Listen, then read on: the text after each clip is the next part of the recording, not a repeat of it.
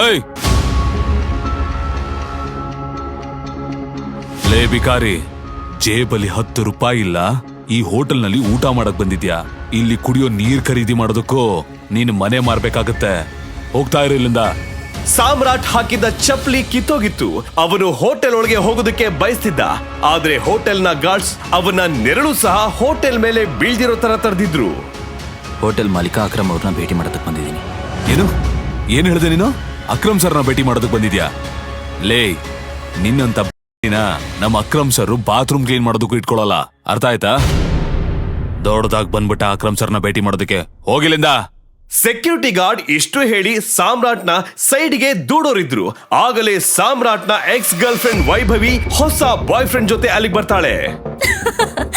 ಅರೆ ಗಾರ್ಡ್ಸ್ ಅಣ್ಣ,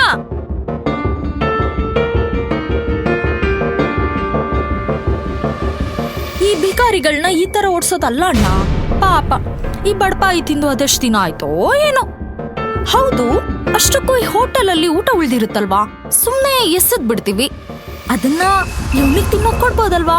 ಪಾಪ ಬಡಪಾಯಿ ತುಂಬಾ ದಿನದಿಂದ ಹಸ್ತಿದಾನೆ ಅನ್ಸುತ್ತೆ. ಸ್ವಲ್ಪ ದಿನದ ಹಿಂದಷ್ಟೇ ವೈಭವಿ ಸಾಮ್ರಾಟ್ನ ಜೊತೆ ಒಟ್ಟಿಗೆ ಬದುಕಿ ಸಾಯೋ ಆಣೆ ಮಾಡಿದ್ಲು. ಆದ್ರೆ ಇವತ್ತು ಅವಳು ಅವನ ಎದುರೇ ಭಿಕಾರಿ ತರ ನಡ್ಸ್ಕೊಳ್ತಿದ್ಲು. ನನಗ್ ವಿಶ್ವಾಸನೇ ಆಗ್ತಿಲ್ಲ ಬೇಬ್, ಈ ನಿನ್ ಬಾಯ್ ಫ್ರೆಂಡ್ ಅಂತ. ಜಗನ್ನ ಈ ಮಾತನ್ನ ಕೇಳಿ ಸಾಮ್ರಾಟ್ನ ಕೋಪಕ್ಕೆ ಮಿತಿನೇ ಇರ್ಲಿಲ್ಲ. ಆದ್ರೆ ಅವನು ಇನ್ನೇನೋ ಹೇಳ್ಬೇಕು ಅಷ್ಟರಲ್ಲಿ ಅಲ್ಲಿಗೆ ಐಷಾರಾಮಿ ಕಾರೊಂದು ಬಂದು ನಿಲ್ತು. ಅಕ್ರಮ್ ಸರ್ ಬಂದ್ರು.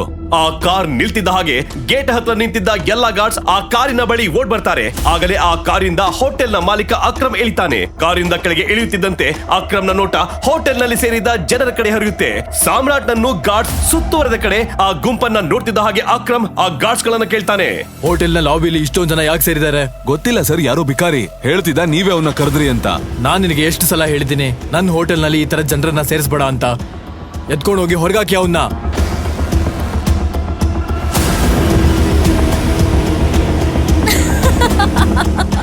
ಅಕ್ರಮ್ ಮಾತ್ ಕೇಳ್ತಿದ್ದ ಹಾಗೆ ತಕ್ಷಣ 4 ಜನ ಗಾರ್ಡ್ಸ್ ಸಾಮ್ರಾಟ್ನ ಕಡೆ ಹೋಗ್ತಾರೆ ಮತ್ತು ಸಾಮ್ರಾಟ್ನ ಅಲ್ಲಿಂದ ಕರ್ಕೊಂಡು ಹೋಗಿ ಹೋಟೆಲ್ ಇಂದ ಹೊರಗೆ ಎಳ್ಕೊಂಡು ಬರ್ತಾರೆ.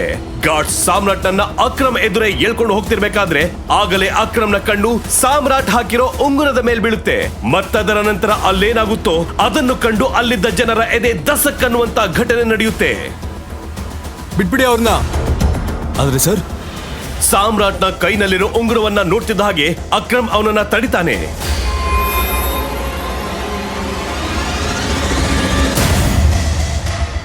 ಟೈಗರ್.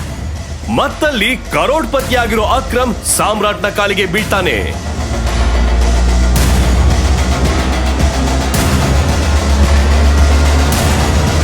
ನಾನು ನಿಮ್ಮನ್ನ ಗುರ್ತಿಸ್ಲಿಲ್ಲ, ನನ್ನನ್ನ ಕ್ಷಮಿಸ್ಬಿಡಿ ಟೈಗರ್. ಅಷ್ಟಕ್ಕೂ ಯಾಕೆ ನಗರದ ಅತಿ ದೊಡ್ಡ ಬಿಸ್ನೆಸ್ ಮ್ಯಾನ್ ಸಾಮ್ರಾಟ್ನ ಕಾಲಿಗೆ ಬಿದ್ದಿದ್ದ? ಅಷ್ಟಕ್ಕೂ ಆ ಉಂಗುರದ ರಹಸ್ಯವಾದರೂ ಏನು? ಏನೀಗ ಆ ರಹಸ್ಯ ಎಲ್ಲರ ಮುಂದೆ ಬಿಚ್ಚಿಟ್ಟುಕೊಳ್ಳುತ್ತಾ? ಅಕ್ರಮ್ ಜೊತೆ ಈ ಭೇಟಿಯ ಬಗ್ಗೆ ಸಾಮ್ರಾಟ್ ಯಾರ ಹತ್ರನೂ ಏನು ಹೇಳಲೇ ಇಲ್ಲ. ಮರುದಿನ ಮುಂಜಾನೆ ಯಾವಾಗ ಸಾಮ್ರಾಟ್ ಸಾನ್ಯಾಗೆ ಟಿಫನ್ ಕೊಡೋಕೆ ಅವಳ ಆಫೀಸ್ಗೆ ಬಂದ್ರೋ ಅಲ್ಲವನು ನೋಡ್ದ ಆಫೀಸ್ ನಲ್ಲಿ ದೊಡ್ಡ ಕೋಲಾಹಲವೇ ಎಬ್ಬಿತ್ತು. ಆದ್ರೂ ಅವನು ಕಿವಿಗೆ ಹೆಡ್ಫೋನ್ಸ್ ಹಾಕೊಂಡು ಅವನ ಗುಂಗಲ್ಲೇ ತುಂಬಾ ಖುಷಿಯಾಗಿದ್ದ. ಈ ಕೋಲಾಹಲಕ್ಕೆ ರೀಸನ್ ಆಗ ತಾನೇ ಬಂದಿದ್ದ ಬ್ರೇಕಿಂಗ್ ನ್ಯೂಸ್ ಆಗಿತ್ತು.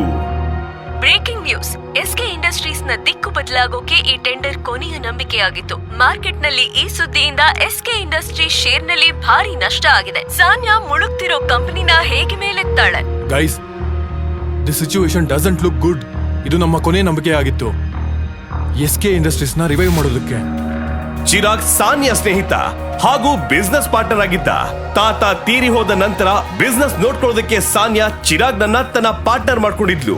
ಅಷ್ಟಕ್ಕೂ ಅವನಿಗೆ ಸಾನ್ಯಾ ಲೈಫ್ ಪಾರ್ಟ್ನರ್ ಆಗ್ಬೇಕಿತ್ತು. ಆದ್ರೆ ಸಾನ್ಯಾ ತಾತ ಸಾಯೋಕ್ಕೂ ಮುಂಚೆ ಬಲವಂತದಿಂದ ಸಾನ್ಯಾ ಮದುವೆ ಒಬ್ಬ ಬಡ ಡೆಲಿವರಿ ಬಾಯ್ ಸಾಮ್ರಾಟ್ ಜೊತೆ ಮಾಡಿಸಿದ್ರು. ಸಾನ್ಯಾ ಏನನ್ನೂ ಮಾತಾಡದೆ ಚಿಂತೆಯಲ್ಲಿ ಕುರ್ಚಿ ಮೇಲೆ ಕುಳಿತಿದ್ಲು. ಆಗ ಅವಳ ಪಕ್ಕದಲ್ಲಿ ಕುಳಿತಿದ್ದ ಕಂಪನಿಯ ಚೀಫ್ ಫೈನಾನ್ಷಿಯಲ್ ಆಫೀಸರ್ ಮಾರ್ಕೋ ಹೇಳ್ದ, ಸಾನ್ಯಾ, ಟೆಂಡರ್ ಸಿಗದೇ ಇರೋ ಕಾರಣಕ್ಕೆ ನಮ್ಮ ಎಲ್ಲ ಇನ್ವೆಸ್ಟರ್ಸ್ ಅವರು ನಮ್ಮ ಕಂಪ್ನಿಯಿಂದ ಹಿಂದೆ ಸರಿದಿದ್ದಾರೆ. And the balance sheet also doesn't look good. ಒಂದು ವೇಳೆ ಇದೇ ಥರ ನಡೆದ್ರೆ ಮುಂದೆ ನಾವು ಬೀದಿಗೆ ಬರ್ತೀವಿ ಅಷ್ಟೇ.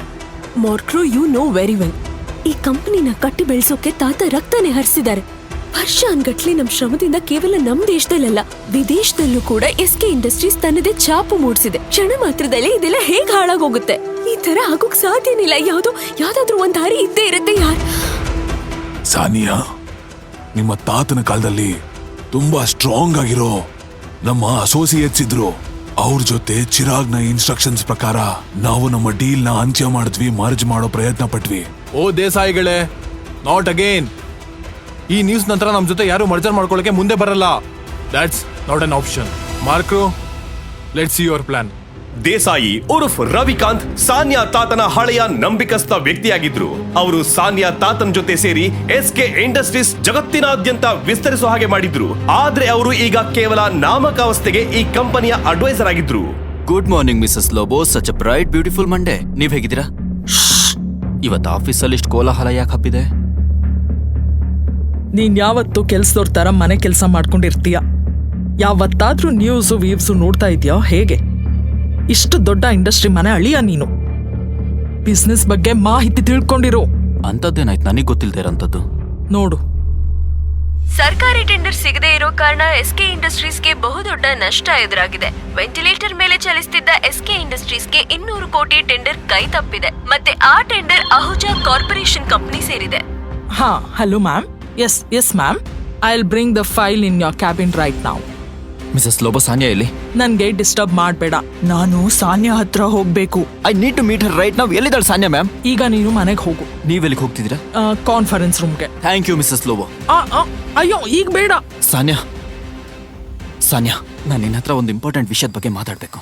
ಸಾಮ್ರಾಟ್ ಈ ತರ ಬಂದಿದ್ ನೋಡಿ ಎಲ್ರೂ ಗಾಬರಿ ಆಗೋಗ್ತಾರೆ. ಎಲ್ರಿಗೂ ತುಂಬಾ ಚೆನ್ನಾಗಿ ಗೊತ್ತಿತ್ತು ಸಾಮ್ರಾಟ್ SK ಪರಿವಾರದ ಒಬ್ಬ ಯೂಸ್ಲೆಸ್ ಮನೆ ಅಳಿಯ ಎಂದು. ಸಾಮ್ರಾಟ್ ಗೆಟ್ ಔಟ್ ಈಗ ಆಗಲ್ಲ. ಸಾನ್ಯಾ, ನಿನ್ನ ಈ ಸಂಕಷ್ಟದಿಂದ, ನಿಮ್ಗೆಲ್ರೂ ಈ ಸಂಕಷ್ಟದಿಂದ ನಾನು ಹೊರಗೆ ತರ್ತೀನಿ. ನನ್ನ ಹತ್ರ ದಾರಿ ಇದೆ. ನನಗೆ 5 ನಿಮಿಷ ಟೈಮ್ ಕೊಡು. ಸಾಮ್ರಾಟ್ ಇಷ್ಟು ಹೇಳ್ತಿದ್ದ ಹಾಗೆ ಚಿರಾಗ್ ತನ್ನ ಕುರ್ಚಿಯಿಂದ ಎದ್ದು, ಇದು ಕಾನ್ಫರೆನ್ಸ್ ರೂಮ್. ನಿನಗೆ ಎಷ್ಟು ಧೈರ್ಯ ಇರಬೇಕು ಕಂಪನಿ ಬಗ್ಗೆ ಮಾತಾಡೋದಕ್ಕೆ? ಸಾನ್ಯಾ, ಮೊದಲು ಈ ವ್ಯಕ್ತಿನ ಕಂಪ್ನಿಯಿಂದ ಹೊರಗೆ ಹಾಕು. ಇವ್ನು ಯಾವಾಗ ಈ ಕಂಪನಿಗೆ ಎಂಟರ್ ಆದ್ನೋ ಅವಾಗಿಂದ ಈ ಕಂಪನಿ ಎಕ್ಕುಟ್ ಹೋಗಿದೆ. ಸಾನ್ಯಾ, ಮೊದಲು ಇದನ್ನ ಸರಿ ಮಾಡು. ಏಯ್, ನಡಿಯೋ ಇಲ್ಲಿಂದ.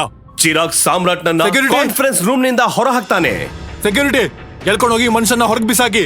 ಜನರಿಗೆ ಸಾಮ್ರಾಟ್ನ ಪರಿಸ್ಥಿತಿ ಕಂಡು ಅನುಕಂಪ ಉಂಟಾಯ್ತು. ಮತ್ತವರು ಚಿರಾಗ್ನ ರಿಕ್ವೆಸ್ಟ್ ಮಾಡ್ತಾ ಹೇಳ್ತಾರೆ, sir, I will take of this matter. You can go inside the meeting. ಹೌದಾ? ನೀವು ಫೈಲ್ಸ್ ತಗೊಂಡ್ ಬಂದ್ರಾ? ಎಸ್. ಸರಿ, ಕೊಡಿ ನನಗೆ. ಕೋಪದಿ ಕೆಂಪಾದ ಚಿರಾಗ್ ವಾಪಸ್ ಕಾನ್ಫರೆನ್ಸ್ ರೂಮ್ಗೆ ಹೋಗ್ತಾನೆ. ನಡಿ. ಬಿಡಿ ಅವರನ್ನ. ಇವರು ಕಳ್ರೋ ಕಾಕ್ರೋ ಅಲ್ಲ. ಇವರು ನಿಮ್ ಸಾನ್ಯಾ ಮೇಡಮ್ನ ಗಂಡ, ಮತ್ತೆ ಈ SK ಪರಿವಾರದ ಮನೆ ಅಳಿಯ. ಬರ್ತಿದ್ದೀರೇನು ಇದನ್ನೆಲ್ಲ ನೀವುಗಳು? Thank you Mrs Lobo. ಎಷ್ಟು ಮರ್ಯಾದೆ ನನಗೆ ನಿಮ್ಮಿಂದ ಸಿಗುತ್ತೋ ಅದು ಬಹುಶಃ ಸಾನ್ಯಾ ಮತ್ತು ಅವಳ ಅಮ್ಮನಿಂದನೂ ಸಿಗೋದಿಲ್ಲ. You idiot, come with me right now.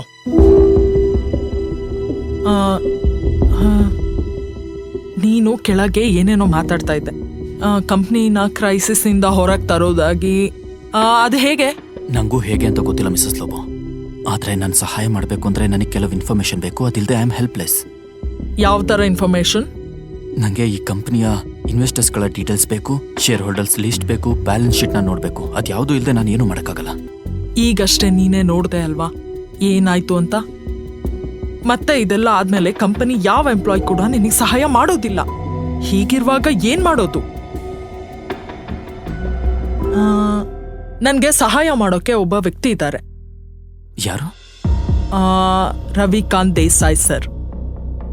ಅವರು ಸಾನ್ಯಾ ಗ್ರ್ಯಾಂಡ್ ಫಾದರ್ಗೆ ತುಂಬಾ ಕ್ಲೋಸ್ ಆಗಿದ್ರು. ಎಲ್ಲವೂ ಚೆನ್ನಾಗೇ ಇತ್ತು. ಆದ್ರೆ ಚಿರಾಗ್ ಎಲ್ಲರನ್ನು ಸೈಡಿಗೆ ಹಾಕಿ ಎಲ್ಲರನ್ನು ವೇಸ್ಟ್ ಮಾಡಿದ್ನಲ್ವಾ. ಆದ್ರೆ ಒಂದ್ ಮಾತು ಹೇಳ್ತೀನಿ, Ravikant Desai is a chain smoker. ಪ್ರತಿ ಗಂಟೆ ಇಲ್ಲಿಗೆ ಬರ್ತಾರೆ ಸಿಗರೆಟ್ ಸೇದೋಕೆ. ನೀನಿಲ್ಲಿ ಅವರಿಗೋಸ್ಕರ ವೇಟ್ ಮಾಡು. ಅವ್ರ ಜೊತೆ ಟ್ರೈ ಮಾಡು ಮಾತಾಡೋಕೆ. ಅವರನ್ನ ಕನ್ವಿನ್ಸ್ ಮಾಡೋಕೆ ಪೂರ್ತಿ ಅಂದ್ರೆ ಪೂರ್ತಿ ಪ್ರಯತ್ನ ಪಡು. I am sure you can do it. Okay, ಈಗ ನಾನು ಹೋಗ್ಬೇಕು. All the best.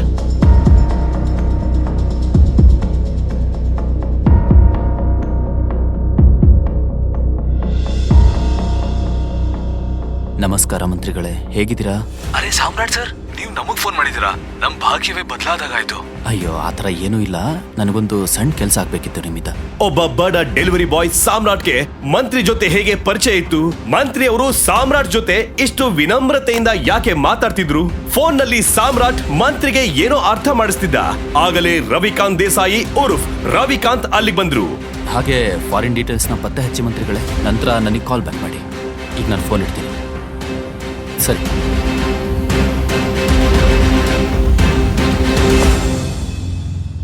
Ravikant sir, ನೋಡಿ SK ಕಂಪನಿನ AK ಪ್ರೈವೇಟ್ ಲಿಮಿಟೆಡ್ ಜೊತೆ ಮರ್ಜ್ ಮಾಡಿದ್ರೆ ಹೇಗಿರುತ್ತೆ?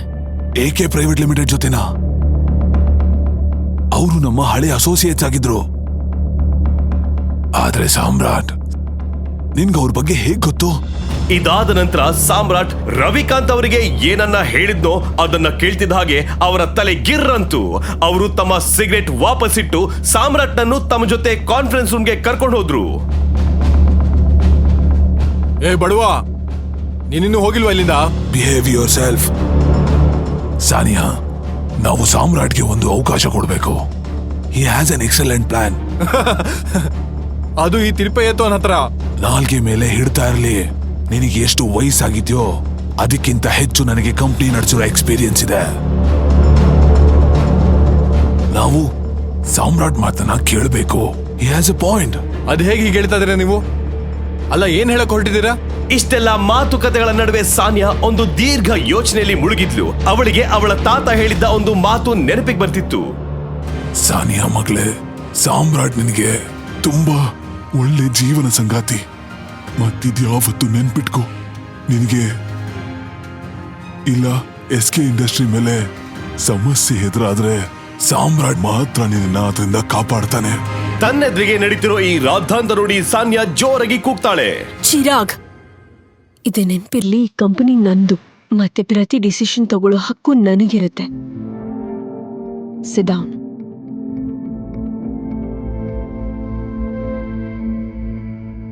ಸಾಮ್ರಾಟ್, ಕೂತ್ಕೋ, ಮತ್ತೆ ಏನ್ ಮಾಡ್ತೀಯ ಮಾಡು. ಸಾನ್ಯಾ ಚಿರಾಗ್ ಮೇಲೆ ಕೂಗಾಡಿದ್ ನೋಡಿ ಸಾಮ್ರಾಟ್ಗೆ ಖುಷಿ ಆಯ್ತು. ರವಿಕಾಂತ್ ಸಾಮ್ರಾಟ್ನ ತಮ್ಮ ಪಕ್ಕದ ಕುರ್ಚಿಲಿ ಕೂರ್ಸಿದ್ರು. ಕೂರ್ತಿದ್ದ ಹಾಗೆ ಎದುರಿಗಿರೋ ನೀರಿನ ಗ್ಲಾಸ್ನ ಸಾಮ್ರಾಟ್ ಒಂದೇ ಉಸಿರಿಗೆ ಕುಡಿದ್ಬಿಟ್ಟ. ಸಾನಿಯಾ, ಎಲ್ಲದಕ್ಕಿಂತ ಮೊದಲು ನನಗೆ ಈ ಕಂಪನಿಯ ಇನ್ವೆಸ್ಟರ್ಸ್ಗಳ ಡೀಟೇಲ್ಸ್ ಬೇಕು, ಶೇರ್ ಹೋಲ್ಡರ್ಸ್ ಲಿಸ್ಟ್ ಬೇಕು, ಆ್ಯಂಡ್ ಬ್ಯಾಲೆನ್ಸ್ ಶೀಟ್ ನೋಡಬೇಕು. ಆ್ಯಂಡ್ ಅದು ಯಾವುದೂ ಇಲ್ಲದೆ ನಾನು ಏನೂ ಮಾಡೋಕ್ಕಾಗಲ್ಲ. This is too much. ನಾವು ಯಾರ್ಯಾರಿಗೂ ನಮ್ಮ ಕಂಪನಿ ಡೀಟೇಲ್ಸ್ನ ಕೊಡೋಕ್ಕಾಗಲ್ಲ. ಮಕ್ಕಳು, ಲ್ಯಾಪ್ಟಾಪ್ ಪಾಸ್ ಮಾಡು. ಸಾನ್ಯ, ನೀನ್ ಈಗಲೂ ಕೂಡ ಈ ಮುಟ್ಟಾಳನ್ ಮಾತನ್ನ. ಲ್ಯಾಪ್ಟಾಪ್ ಪಾಸ್ ಮಾಡು. ಮಕ್ಕಳು, why don't you mind your language? ಯಾಕೆ ಮರ್ತೋಯ್ತಾ ಸಾಮ್ರಾಟ್ ನನ್ನ ಪತಿ ಅನ್ನೋದು? 2 ವರ್ಷಗಳಲ್ಲಿ ಮೊದಲನೇ ಸಲ ಸಾಮ್ರಾಟ್ ಸಾನ್ಯಾಗಾಗಿ ಹೋರಾಟದನ್ನು ನೋಡಿದ್ಲು.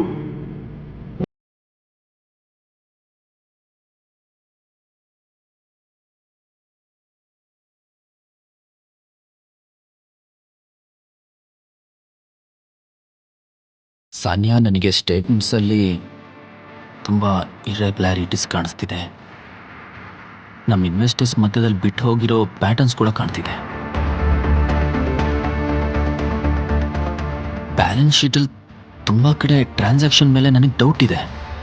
ಏನ್ ಇಷ್ಟ ಬಂದಾಗ ಮಾತಾಡ್ತೀಯಾ? ಇದೆಲ್ಲ ಗಾಳಿಲಿ ಗುಂಡಾರಿಸೋ ಮಾತು.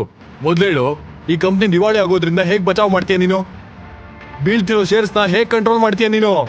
ಸಾಮ್ರಾಟ್, ಸಾನಿಯಾ, ನಾನು ಈ ಕಂಪ್ನಿ ಶೇರ್ಸ್ನ ಬೈಬ್ಯಾಕ್ ಮಾಡ್ತಾ ಇದ್ದೀನಿ. Brilliant idea. ನಿನಗೇನು ಅನ್ಸುತ್ತೆ ಸಾಮ್ರಾಟ್? ನಾವಿದ್ರ ಬಗ್ಗೆ ಡಿಸ್ಕಸ್ ಮಾಡಿಲ್ಲ ಅಂತನಾ? ಸಾಮ್ರಾಟ್, ನಮ್ಮ ಹತ್ರ ಫಂಡ್ಸ್ ಎಲ್ಲಿದೆ? Right, okay, let me make a call. ಇಷ್ಟು ಹೇಳಿ ಸಾಮ್ರಾಟ್ ತನ್ನ ಫೋನಿಂದ ಒಂದು ನಂಬರ್ಗೆ ಕಾಲ್ ಮಾಡ್ದ. ಅದನ್ನ ಕೇಳಿ ಸಾನ್ಯಾ ಜೊತೆ ಅಲ್ಲಿದ್ದವರ ಎದೆ ದಸಕಂತು. ಚಿರಾಗ್ ಮತ್ತೆ ಮಾರ್ಕೋ ಕಣ್ಣುಗಳು ಬಿಟ್ಟ ಕಣ್ಣು ಬಿಟ್ಟಂತೆ ಇದ್ವು. ಯಾ ಮಿಸ್ಟರ್ ಅಕ್ರಮ್, ನನ್ನ ಮಾತನ್ನ ಸರಿಯಾಗಿ ಕೇಳಿಸ್ಕೊಳ್ಳಿ. AK ಪ್ರೈವೇಟ್ ಲಿಮಿಟೆಡ್ ಅಕೌಂಟಿಂದ SK ಇಂಡಸ್ಟ್ರೀಸ್ ಅಕೌಂಟ್ಗೆ ಈಗಿಂದೀಗಲೇ 500 ಕೋಟಿ ದುಡ್ಡನ್ನ ಟ್ರಾನ್ಸ್ಫರ್ ಮಾಡಿ. ಮತ್ತೆ ಎರಡನೇ ಮಾತು, AK ಪ್ರೈವೇಟ್ ಲಿಮಿಟೆಡ್ ಮತ್ತು SK ಇಂಡಸ್ಟ್ರೀಸ್ ಮರ್ಜರ್ ಆಗೋದ್ರ ಬಗ್ಗೆ ಪಬ್ಲಿಕ್ನಲ್ಲಿ ಅನೌನ್ಸ್ ಮಾಡಿ ಈ ಕೂಡಲೇ. ಮತ್ತು ಹಾಂ, ಅಹುಜಾ ಕಾರ್ಪೊರೇಷನಲ್ಲಿ ಎಷ್ಟೆಲ್ಲ ಶೇರ್ಸ್ ಇದೆಯೋ ಎಲ್ಲ ಖರೀದಿ ಮಾಡಿ ಬೇಗ.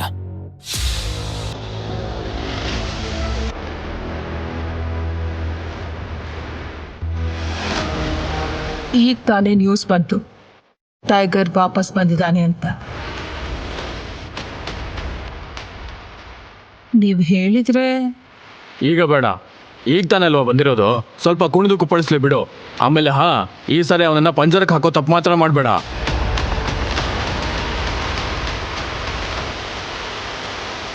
ಟೈಗರ್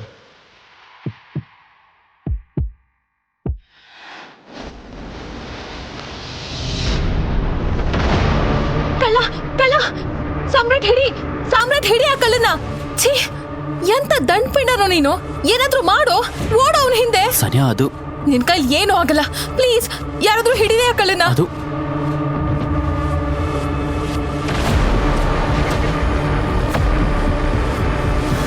ಸಾಕ್ ಮಾಡು ಸಾಮ್ರಾಟ್. ನೆನೆ ಆ ಗಲ್ಲಿ ರೌಡಿ ಬಂದು ನಿನ್ ಹೆಂಡತಿಗೆ ಏನೇನೆಲ್ಲ ಬೈದು ಹೋದ. ನಿನ್ ಬಾಯಿಂದ ಒಂದ್ ಮಾತು ಕೂಡ ಬರ್ಲಿಲ್ಲ. ಇವತ್ತಿದು ನಿನಗ್ ಸ್ವಲ್ಪನಾದ್ರೂ ಗೊತ್ತಿದ್ಯಾ ಫೋನ್ ನನಗೆ ಎಷ್ಟು ಇಂಪಾರ್ಟೆಂಟ್ ಅಂತ? ಯು ನೋ ವಾಟ್, ನಿನ್ನಂತ ಗಂಡ ಇದನ್ನಲ್ಲ ಅಂತ ನಾಚಿಕೆ ಆಗುತ್ತೆ. ನಮ್ಮಪ್ಪ ಮನ್ಸ್ ಮಾಡಿದ್ರೆ ಯಾವ್ದಾದ್ರು ಬಾಲಿವುಡ್ ಸ್ಟಾರ್ ಜೊತೆ ನನ್ನ ಮದ್ವೆ ಮಾಡಿಸ್ತಿದ್ರು. ಆದ್ರೆ ನಮ್ ತಾತ ನಿನ್ನಂತ ಸೋಮಾರಿ ಹೇಡಿ ಜೊತೆ ಯಾಕೆ ನನ್ ಮದ್ವೆ ಮಾಡಿಸಿದ್ರು ಏನೋ. ಓ ಗಾಡ್. ಸಾಮ್ರಾಟ್ ಒಬ್ಬ ಬಡ ಮತ್ತು ಅನಾಥ ಹುಡುಗ. ಅವನ ಮದುವೆ ಶ್ರೀಮಂತ ಮನೆಯ ಮಗಳು ಸಾನ್ಯಾ ಜೊತೆ ಒಂದು ಅನಿವಾರ್ಯ ಪರಿಸ್ಥಿತಿಯಲ್ಲಿ ನಡೆದಿತ್ತು. ಸಾನ್ಯಾಳ ಖರ್ಚು ನೋಡ್ಕೊಂಡು ಅವಳನ್ನ ಖುಷಿಯಾಗಿಡಷ್ಟು ಯೋಗ್ಯತೆ ಸಾಮ್ರಾಟ್ಗೆ ಇರಲಿಲ್ಲ. ಅತ್ತೆ ಮನೆಯಲ್ಲಿ ಅವನಿಗೆ ಕಾಸಿನ ಕಿಮ್ಮತ್ತು ಇರಲಿಲ್ಲ. ಸಾಮ್ರಾಟ್ ಕೆಲಸದವರಿಂದಲೂ ಬಯಸ್ಕೊಳ್ತಿದ್ದ. ಅಯ್ಯೋ ಮನೆ ಅಳಿಯ, ಈಗ ತಾನೇ ನೆಲ ಒರೆಸಿದೀನಿ. ನೀನ್ ನೋಡಿದ್ರೆ ಚಪ್ಪಲಿ ಹಾಕೊಂಡು ನಿಮ್ಮಪ್ಪನ ಮನೆ ಅನ್ಕೊಂಡು ಎಲ್ಲಾ ಕಡೆ ಓಡಾಡ್ತಿದ್ಯಲ್ಲೋ. ಸಾರಿ, ನಾನ್ ನೋಡ್ಲಿಲ್ಲ. ಆದ್ರೆ ನಮ್ಮ ಅಪ್ಪನ ಬಗ್ಗೆ ಮಾತಾಡಕ್ ನಿಂಗೆ ಎಷ್ಟು ಧೈರ್ಯ? ಓಹೋ, ನೀನ್ ಅಷ್ಟೊಂದ್ ದೊಡ್ಡ ಶ್ರೀಮಂತನ್ ಮಗ ಆಗಿದ್ರೆ ಇಲ್ಲಿ ಮನೆ ಅಳಿಯ ಆಗಿ ಸಾನ್ಯಾ ಕೊಡೋ ಎಂಜಲ್ ಕಾಸಲ್ಲಿ ಯಾಕೋ ಬದುಕ್ತಾ ಇದ್ಯಾ ಹೇಳು? ಸಾಮ್ರಾಟ್, ಈಗ ತಾನೇ ನಾನು ಇನ್ನೊಂದು ಫೋನಲ್ಲಿ ವಾಟ್ಸಪ್ ನೋಡ್ದೆ. ಯಾವ ಕಳ್ಳ ನನ್ ಫೋನ್ ಕದ್ನೋ ಅವ್ನು ನನ್ನ ಫ್ರೆಂಡ್ ಚೈತ್ರಾಲಿಗೆ ಸಾನ್ಯಾ ಅಂತ ಮೆಸೇಜ್ ಮಾಡಿ ಯಾವ್ದೋ ಗೊತ್ತಿಲ್ಲ ಜಾಗಕ್ಕೆ ಬಾ ಅಂತ ಕರ್ದಿದ್ದಾನೆ. ಅವಳು ಹೋಗ್ಬಿಟ್ಟಿದ್ದಾಳೆ ಸಾಮ್ರಾಟ್. ನನಗ್ ತುಂಬಾ ಭಯ ಆಗ್ತಿದೆ, ಅವಳಿಗೇನಾದ್ರೂ ಹೆಚ್ಚು ಕಮ್ಮಿ ಆದ್ರೆ ಅಂತ. ಇದನ್ನ ಕೇಳಿದ ತಕ್ಷಣ ತನ್ನ ರೂಮಲ್ಲಿದ್ದ ಸಾನ್ಯಾಳ ತಾಯಿ ಶರ್ಮಿಳಾ ಅಲ್ಲಿಗೆ ಬಂದು ಹೇಳಿದ್ರು, ಸಾನ್ಯಾ, ಇದೇನ್ ಆಗ್ತಿದೆ ಅಂತ? ನಿನ್ ಮೊಬೈಲ್ ಕಳ್ತನ ಆಯ್ತಾ? ಅರೆ, ಅರ್ಧ ಗಂಟೆ ಮುಂಚೆನೆ ನಿನ್ ಮೊಬೈಲ್ ನಿಂದ ನನ್ಗೊಂದ್ ಮೆಸೇಜ್ ಬಂತು, ಒಂದ್ ನಂಬರ್ಗೆ 10 ಲಕ್ಷ ರೂಪಾಯಿ ಟ್ರಾನ್ಸ್ಫರ್ ಮಾಡು ಅಂತ. ನಾನ್ ಮಾಡ್ಬಿಟ್ಟೆ. ಟ್ರಾನ್ಸ್ಫರ್ ಯಾಕೆ ಮಾಡಿದ್ರಿ? ಅಯ್ಯೋ ದೇವ್ರೆ. ಇದನ್ನ ಕೇಳಿದ ತಕ್ಷಣ ಸಾನ್ಯಾಳ ಗಂಟಲು ಒಣಗೋಯ್ತು. ಆ ಕಳ್ಳ ತನ್ನ ಫ್ರೆಂಡ್ ಚೈತಾಲಿಗೆ ಏನಾದ್ರೂ ಮಾಡಬಹುದು ಅನ್ನೋ ಒಂದು ಭಯ ಅವಳನ್ನ ಕಾಡ್ತಿತ್ತು. ಸಾಮ್ರಾಟ್, ನೀನ್ ನನ್ ಜೊತೆನೆ ಇದೆಯಲ್ಲ, ಆಗ ಒಂಚೂರ್ ಧೈರ್ಯ ತೋರ್ಸಿದ್ರೆ ಆ ಕಳ್ಳ ಸಿಕ್ಕಾಕೊಳ್ಳೋನು. I am warning you. ಚೈತ್ರಾಲಿಗೆ ಏನಾದ್ರೂ ಆದ್ರೆ ನಿನ್ನನ್ನು ಜೈಲಿಗೆ ಕಳಿಸ್ತೀನಿ. ನಿನ್ನಂತ ಗಂಡನ ಜೊತೆ ಒಂದ ಕ್ಷಣನೂ ಇರೋಕೆ ನನಗಿಷ್ಟ ಇಲ್ಲ. ಈಗಿಲ್ಲೇ ನಿಂತ್ಕೊಂಡು ಏನ್ ಮಾಡ್ತಿದ್ಯಾ? ಹೋಗಿ ಪೊಲೀಸರಿಗೆ ಇನ್ಫಾರ್ಮ್ ಮಾಡು. ಅಷ್ಟಾದ್ರೂ ಮಾಡ್ಬೋದಲ್ಲ? ಅಥವಾ ಈಗ್ಲೂ ನಿನ್ ಕೈಕಾಲು ನಡುತ್ತಾ ಇದ್ಯಾ? ಇದನ್ನ ಕೇಳಿದ ಸಾಮ್ರಾಟ್ ಮನೆಯಿಂದ ಪೊಲೀಸ್ ಸ್ಟೇಷನ್ಗೆ ಹೊರಟ. ಆದ್ರೆ 1 ಗಂಟೆ ಆದ್ರೂ ಪೊಲೀಸರು ಬರ್ಲಿಲ್ಲ. ಸಾಮ್ರಾಟ್ ಕೂಡ ಬರ್ಲಿಲ್ಲ. ಸಾನ್ಯಾಗೆ ಏನೋ ವಿಚಿತ್ರ ಅನ್ಸಿ ಸಾಮ್ರಾಟ್ಗೆ ಕಾಲ್ ಮಾಡೋಕೆ ಟ್ರೈ ಮಾಡಿದ್ಲು. ಆದ್ರೆ ಅವನ ನಂಬರ್ ಸ್ವಿಚ್ ಆಫ್ ಆಗಿತ್ತು. ಈಗ ಸಾನ್ಯಾಳ ಕೋಪ ನೆತ್ತಿಗೇರಿತ್ತು. ಇವನ್ ಫೋನ್ ಯಾಕೆ ಬಂದ್ ಬರ್ತಿದೆ? ಏನಾಯ್ತು? ನನ್ ಫ್ರೆಂಡ್ ಮಾನದ ಪ್ರಶ್ನೆ. ಈ ಸಾಮ್ರಾಟ್ ಫೋನ್ ಆಫ್ ಮಾಡ್ಕೊಂಡು ಕೂತಿದ್ದಾನೆ. ನನ್ ತಾತ ಯಾಕೆ ನಿನ್ನಂತ 3rd ಕ್ಲಾಸ್ ಮನುಷ್ಯನ ಜೊತೆ ಮದ್ವೆ ಮಾಡಿಸಿದ್ರೋ ಗೊತ್ತಿಲ್ಲ. ಸಾನ್ಯಾಳ ತಾಯಿ ಶರ್ಮಿಳಾಗೂ ಸಾಮ್ರಾಟ್ನನ್ನ ಕಂಡ್ರೆ ಆಗ್ತಿರ್ಲಿಲ್ಲ. ಆದ್ರೆ ಸದ್ಯಕ್ಕೆ ಅವರು ಸಾನ್ಯಾಗೆ ಸಮಾಧಾನ ಮಾಡಿ ಪೊಲೀಸ್ ಸ್ಟೇಷನ್ಗೆ ಕರ್ಕೊಂಡು ಹೋದ್ರು. ಅಲ್ಲಿಗೆ ಹೋಗಿ ಸಾಮ್ರಾಟ್ ಬಗ್ಗೆ ವಿಚಾರಿಸಿದಾಗ ಅವರಿಗೆ ತಿಳಿದ ಸತ್ಯ ಕೇಳಿ ಅವರ ತಲೆ ಗಿರ್ರೆಂದಿತು. ಸಾಮ್ರಾಟ್ ಅಂತ ಯಾರು ಬೆಳಗ್ಗೆಯಿಂದ ಇಲ್ಲಿಗೆ ಬಂದಿಲ್ಲ. ಕಳ್ತನದ ಬಗ್ಗೆ ಯಾವ ಕಂಪ್ಲೇಂಟ್ ಕೂಡ ಬಂದಿಲ್ಲ. ಇವತ್ ಸಾಮ್ರಾಟ್ ನನ್ ಕಣ್ಣಿಗೆ ಬಿದ್ದಿದ್ರೆ ಅವನ ಸಾಯಿಸೇ ಹಾಕ್ತಿದ್ದೆ. ಇನ್ಸ್ಪೆಕ್ಟರ್, ಇವತ್ ನನ್ ಫೋನ್ ಕಳ್ತನ ಆಯ್ತು. ಆಮೇಲೆ ನನ್ friend Chaitrali. Police officer FIR ಬರೆಯೋಕೆ ಶುರು ಮಾಡ್ತಿದ್ದಂತೆ ಸಾನ್ಯಾಳ ಇನ್ನೊಂದು ನಂಬರ್ಗೆ ಕಾಲ್ ಬಂತು. ಆ ಕಾಲ್ ಬೇರೆ ಯಾರದ್ದು ಅಲ್ಲ, ಕಳ್ಳನ ವಶದಲ್ಲಿದ್ದ ಚೈತಾಲಿಯದ್ದು. Chaitrali? Sanya, speaker. Hello Chaitrali. Hello Sanya. ಅಯ್ಯೋ, thank god for Samrat bro. ಅವರಿಲ್ಲ ಇವತ್ತು ನನ್ ಪ್ರಾಣ ಉಳಿತು. ಆ ಗೂಂಡಗಳು ಭಾರಿ ಡೇಂಜರಸ್ ಇದ್ರು. ಏನ್ ಹೇಳ್ತಿದ್ಯಾ ನೀನು? ಸಾಮ್ರಾಟ್ನಿಂದ ನಿನ್ ಪ್ರಾಣ ಉಳಿತಾ? ಅಂದ್ರೆ ಎಲ್ಲಿದ್ಯಾ ನೀನೀಗ? ನೀನ್ ಎಲ್ಲಿದ್ಯಾ ಇವಾಗ? ನಾನ್ ನಿನ್ನ ಹತ್ರ ಬಂದು ಎಲ್ಲ ಹೇಳ್ತೀನಿ.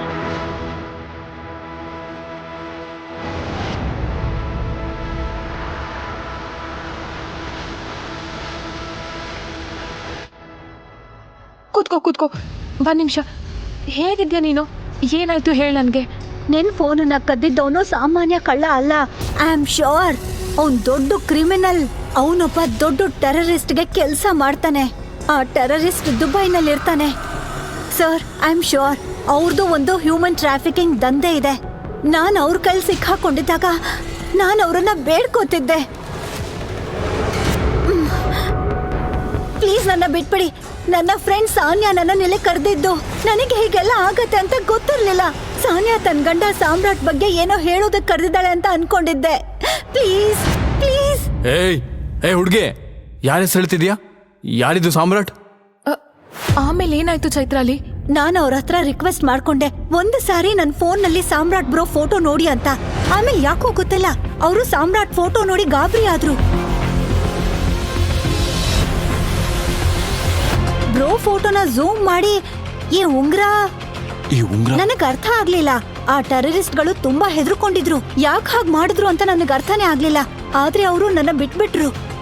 ಅಯ್ಯೋ ಕತ್ತೆಗಳ, ಟೈಗರ್ ಸರಿ ಗೊತ್ತಾದ್ರೆ ಅವರೇ ನನ್ನನ್ನ ಗುಂಡು ಹೊಡೆದು ಸಾಯಿಸ್ಬಿಡ್ತಾರೆ. ಮೇಡಮ್ ಬ್ಯಾಗ್ ತಗೊಳ್ಳಿ ಮೇಡಮ್. ಹೋಗಿ ಹೋಗಿ ಹೋಗಿ ಹೋಗು. ವಾಟ್? ಇದ್ ಹೆಂಗ್ ಸಾಧ್ಯ? ಅಂದ್ರೆ ಯಾವ ಮನುಷ್ಯ ಕಳ್ಳನ ಹಿಂದೆ ಓಡೋಕ್ಕೂ ಹೋಗ್ಲಿಲ್ವೋ? ಅವನು ಈ ಅಂಡರ್ ವರ್ಲ್ಡ್ ಲೆವೆಲ್ ಟೆರರಿಸ್ಟ್ಗೆ ಹೆಂಗ್ ಗೊತ್ತು? ಮತ್ತೆ ಅವನು ಸಾಮ್ರಾಟ್ ನನ್ನ ಟೈಗರ್ ಅಂತ ಯಾಕೆ ಕರೀತಿದ್ದ? ಇವನ್ ಫೋನ್ ಯಾಕೆ ಸ್ವಿಚ್ ಆಫ್ ಬರ್ತಿದೆ? ಎಲ್ಲಿದ್ದಾನ ಇವನು? ಮಮ್ಮಿ, ನನ್ ಗಂಡ ಸಾಮ್ರಾಟ್ ಪವರ್ಫುಲ್ಲಾ? ಅವನ್ ಅಷ್ಟೊಂದು ಪವರ್ಫುಲ್ ಆಗಿದ್ರೆ ನಮ್ ಮನೇಲಿ ಹೀಗೆ ಅವಮಾನ ಸಹಿಸ್ಕೊಂಡು ಮನೆ ಅಳಿಯನಾಗಿ ಯಾಕಿದಾನೆ? ಅಯ್ಯೋ ದೇವ್ರೆ, ನನಗ್ ತಲೆ ಸುತ್ತ ಬರ್ತಿದೆ. ನಿಜವಾಗ್ಲೂ ಸಾಮ್ರಾಟ್ ಟೈಗರ?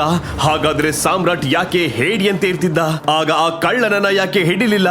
ಮತ್ತು ಇದೆಲ್ಲಕ್ಕಿಂತ ದೊಡ್ಡ ಪ್ರಶ್ನೆ, ಅಂಡರ್ ವರ್ಲ್ಡ್ ನ ಭಯಾನಕ ಡಾನ್ ಅನ್ನೇ ನಡುಗಿಸೋ ಸಾಮ್ರಾಟ್ ಯಾಕೆ ಅತ್ತೆ, ಕೆಲಸದವರು ಮತ್ತೆ ಹೆಂಡತಿಯಿಂದ ಬೈಗಳು ತಿಂತಿದ್ದ? ಯಾಕೆ ಬಡವ್ರ ತರ ಜೀವನ ನಡೆಸ್ತಿದ್ದ? ಇದೇ ಪ್ರಶ್ನೆ ಸಾನ್ಯಾಳ ತಲೆಯಲ್ಲೂ ಓಡ್ತಿತ್ತು. ಆಗ್ಲೇ ಅವಳ ತಾಯಿ ಶರ್ಮಿಳಾ ಹೇಳಿದ್ರು, ಸಾನ್ಯಾ, ನಾನ್ ಇದನ್ನೆಲ್ಲ ನಂಬೋಕೆ ಆಗಲ್ಲ. ಅರೆ, ಯಾವ ಕೆಲ್ಸಕ್ಕೂ ಬಾರ್ದವನು, ತನ್ ಮೂಗಿನ ಮೇಲೆ ಕೂತಿರೋ ನೊಣ ಓಡ್ಸೋಕ್ಕೂ ಹೆದ್ರವನು. ಅವನಿಗೆ ಟೆರರಿಸ್ಟ್ಗಳು ಯಾಕೆ ಹೆದರ್ತಾರೆ? ಆದ್ರೆ ಈ ಹಾಳಾದವನು ಏನೋ ಮುಚ್ಚಿಡ್ತಾ ಇದ್ದಾನೆ. ಅದನ್ನ ಪತ್ತೆ ಹಚ್ಚಬೇಕು. ಏನಾದ್ರೂ ದೊಡ್ಡ ಅನಾಹುತ ಆಗೋಕ್ಕೂ ಮುಂಚೆ ಕಂಡು ಹಿಡಿಲೇಬೇಕು. ಸಾನ್ಯಾ, ನಡಿ ಮನೆಗೆ. ಮನೇಲಿ ಹೊದ್ಕೊಂಡು ಮಲ್ಗಿರ್ತಾನೆ. ನಡಿ. ಸಾನ್ಯಾ ಮತ್ತು ಅವಳ ತಾಯಿ ಶರ್ಮಿಳಾ ಮನೆಗೆ ಬಂದ್ರು. ಆದ್ರೆ ಅಲ್ಲೂ ಸಾಮ್ರಾಟ್ ಇರ್ಲಿಲ್ಲ. ಈ ಸಾಮ್ರಾಟ್ ಎಲ್ ಸತ್ತ? ಸಾಮ್ರಾಟ್ನ ನಿಜವಾದ ಮುಖ ಯಾವುದು ಅಂತ ಯೋಚಿಸ್ತಾನೆ ಸಾನ್ಯಾ ಇಡೀ ರಾತ್ರಿ ಕಳೆದ್ಲು. ಅವಳು ಸುಮಾರು ಸಲ ಸಾಮ್ರಾಟ್ಗೆ ಫೋನ್ ಮಾಡೋಕೆ ಟ್ರೈ ಮಾಡಿದ್ಲು. ಅವಳಿಗೆ ಏನೇನೋ ಯೋಚನೆಗಳು ಬರ್ತಿದ್ವು. ಸಾಮ್ರಾಟ್ಗೆ ಏನಾದ್ರೂ ಆಯ್ತಾ? ಅಥವಾ ಸಾಮ್ರಾಟ್ ಒಬ್ಬ ಟೆರರಿಸ್ಟಾ? ಅಥವಾ ಡಾನ್ ಇರ್ಬೋದಾ? ಬೆಳಿಗ್ಗೆ ಸಾಮ್ರಾಟ್ ವಾಪಸ್ ಬಂದ ತಕ್ಷಣ ಸಾನ್ಯಾ ಅವನ ಜೊತೆ ಮಾತಾಡ್ಬೇಕು ಅಂದ್ಕೊಂಡ್ಲು. ಚೈತ್ರಾಲಿ ಹೇಳಿದ್ದು ನಿಜನಾ ಅಥವಾ ಅದು ಅವಳ ತಪ್ಪು ತಿಳುವಳಿಕೆನಾ ಅಂತ ತಿಳಿಬೇಕಿತ್ತು. ಆದ್ರೆ ಸಾನ್ಯಾ ಇವತ್ತು ಅವಸರದಲ್ಲಿದ್ಲು. ಯಾಕಂದ್ರೆ ಅವಳು ತನ್ನ ಗಂಡನಿಗಿಂತ ಹೆಚ್ಚು ಇಷ್ಟಪಡ್ತಿದ್ದ ಚಿರಾಗ್ ಅನ್ನೋನು ಇವತ್ತು ಮನೆಗೆ ಬರ್ತಿದ್ದ.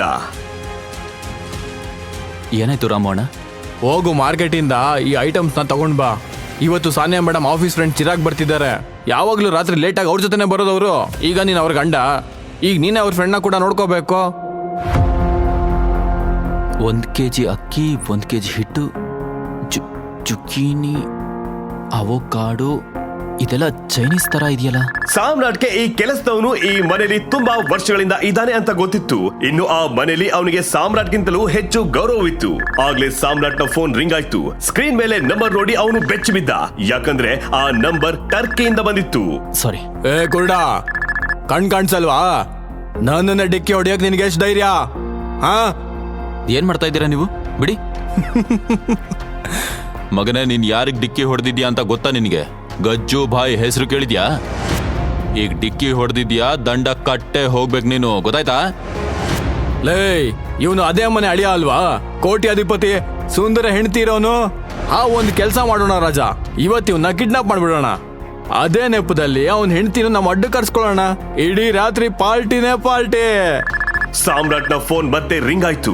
ಪದೇ ಪದೇ ಫೋನ್ ರಿಂಗ್ ಆಗೋದನ್ನ ನೋಡಿ ಗಜ್ಜು ಸಾಮ್ರಾಟ್ನಿಂದ ಫೋನ್ ಕಸಿದ್ಕೊಂಡ್ಬಿಟ್ಟ. ಫೋನ್ ಕೊಡು, ಏನೇ ಮಾಡು, ಫೋನ್ ಮಾತ್ರ ಎತ್ಬೇಡ. ನಿನ್ ಹುಡುಗಿದ ಫೋನು ಹೇಳಿದ್ನಲ್ಲ ದಂಡ ಕೊಡ್ಬೇಕು ಅಂತ. ಅರೆ ನಾನು ಕೇಳಬೇಕಲ್ಲ ಅವಳ ಇಂಪ ಧ್ವನಿನ. ಕೇಳಲಾ? ಏನ್ ಹೆಸರು ಹೇಳ್ದೆ? ಸಾನ್ಯಾ. ನೋಡು, ಫೋನ್ ಎತ್ಬೇಡ. ಹಲೋ? ಫೋನ್ನ ಆ ಕಡೆಯಿಂದ ಏನ್ ಹೇಳಿದ್ರು ಅದನ್ನ ಕೇಳಿ ಗಜ್ಜು ಥರ ಥರ ನಡ್ಗೋಕೆ ಶುರು ಮಾಡ್ದ ಮತ್ತು ಗಾಬರಿಲಿ ಬೆವ್ದೋದ. ಕ್ಷಮಿಸ್ಬಿಡಿ ಬಾಯ್, ನಮ್ಮಿಂದ ದೊಡ್ಡ ತಪ್ಪಾಯ್ತು. ಗಜ್ಜು ಬಾಯ್ ಹೀಗೆ ಹೇಳ್ತಿದ್ದಂತೆ ಎಲ್ಲಾ ಗೂಂಡಗಳು ಸಾಮ್ರಾಟ್ನ ಕಾಲಿಗೆ ಬಿದ್ರು. ನಿಮ್ಮನ್ನ ಗುರ್ತಿಡಿಲಿಲ್ಲ, ಕ್ಷಮಿಸ್ಬಿಡಿ ಬಾಯ್. ಸಾರಿ ಅಣ್ಣ, ಸಾರಿ. ನಾನು ಇವ್ರನ್ನ ಬಡವ ಬಿಕಾರಿ ಅನ್ಕೊಂಡಿದ್ದೆ. ಇವ್ರ ಹೆಂಡತಿಗೆ ಇವ್ರ ಅಸಲಿ ಅಂತ ಗೊತ್ತಾ?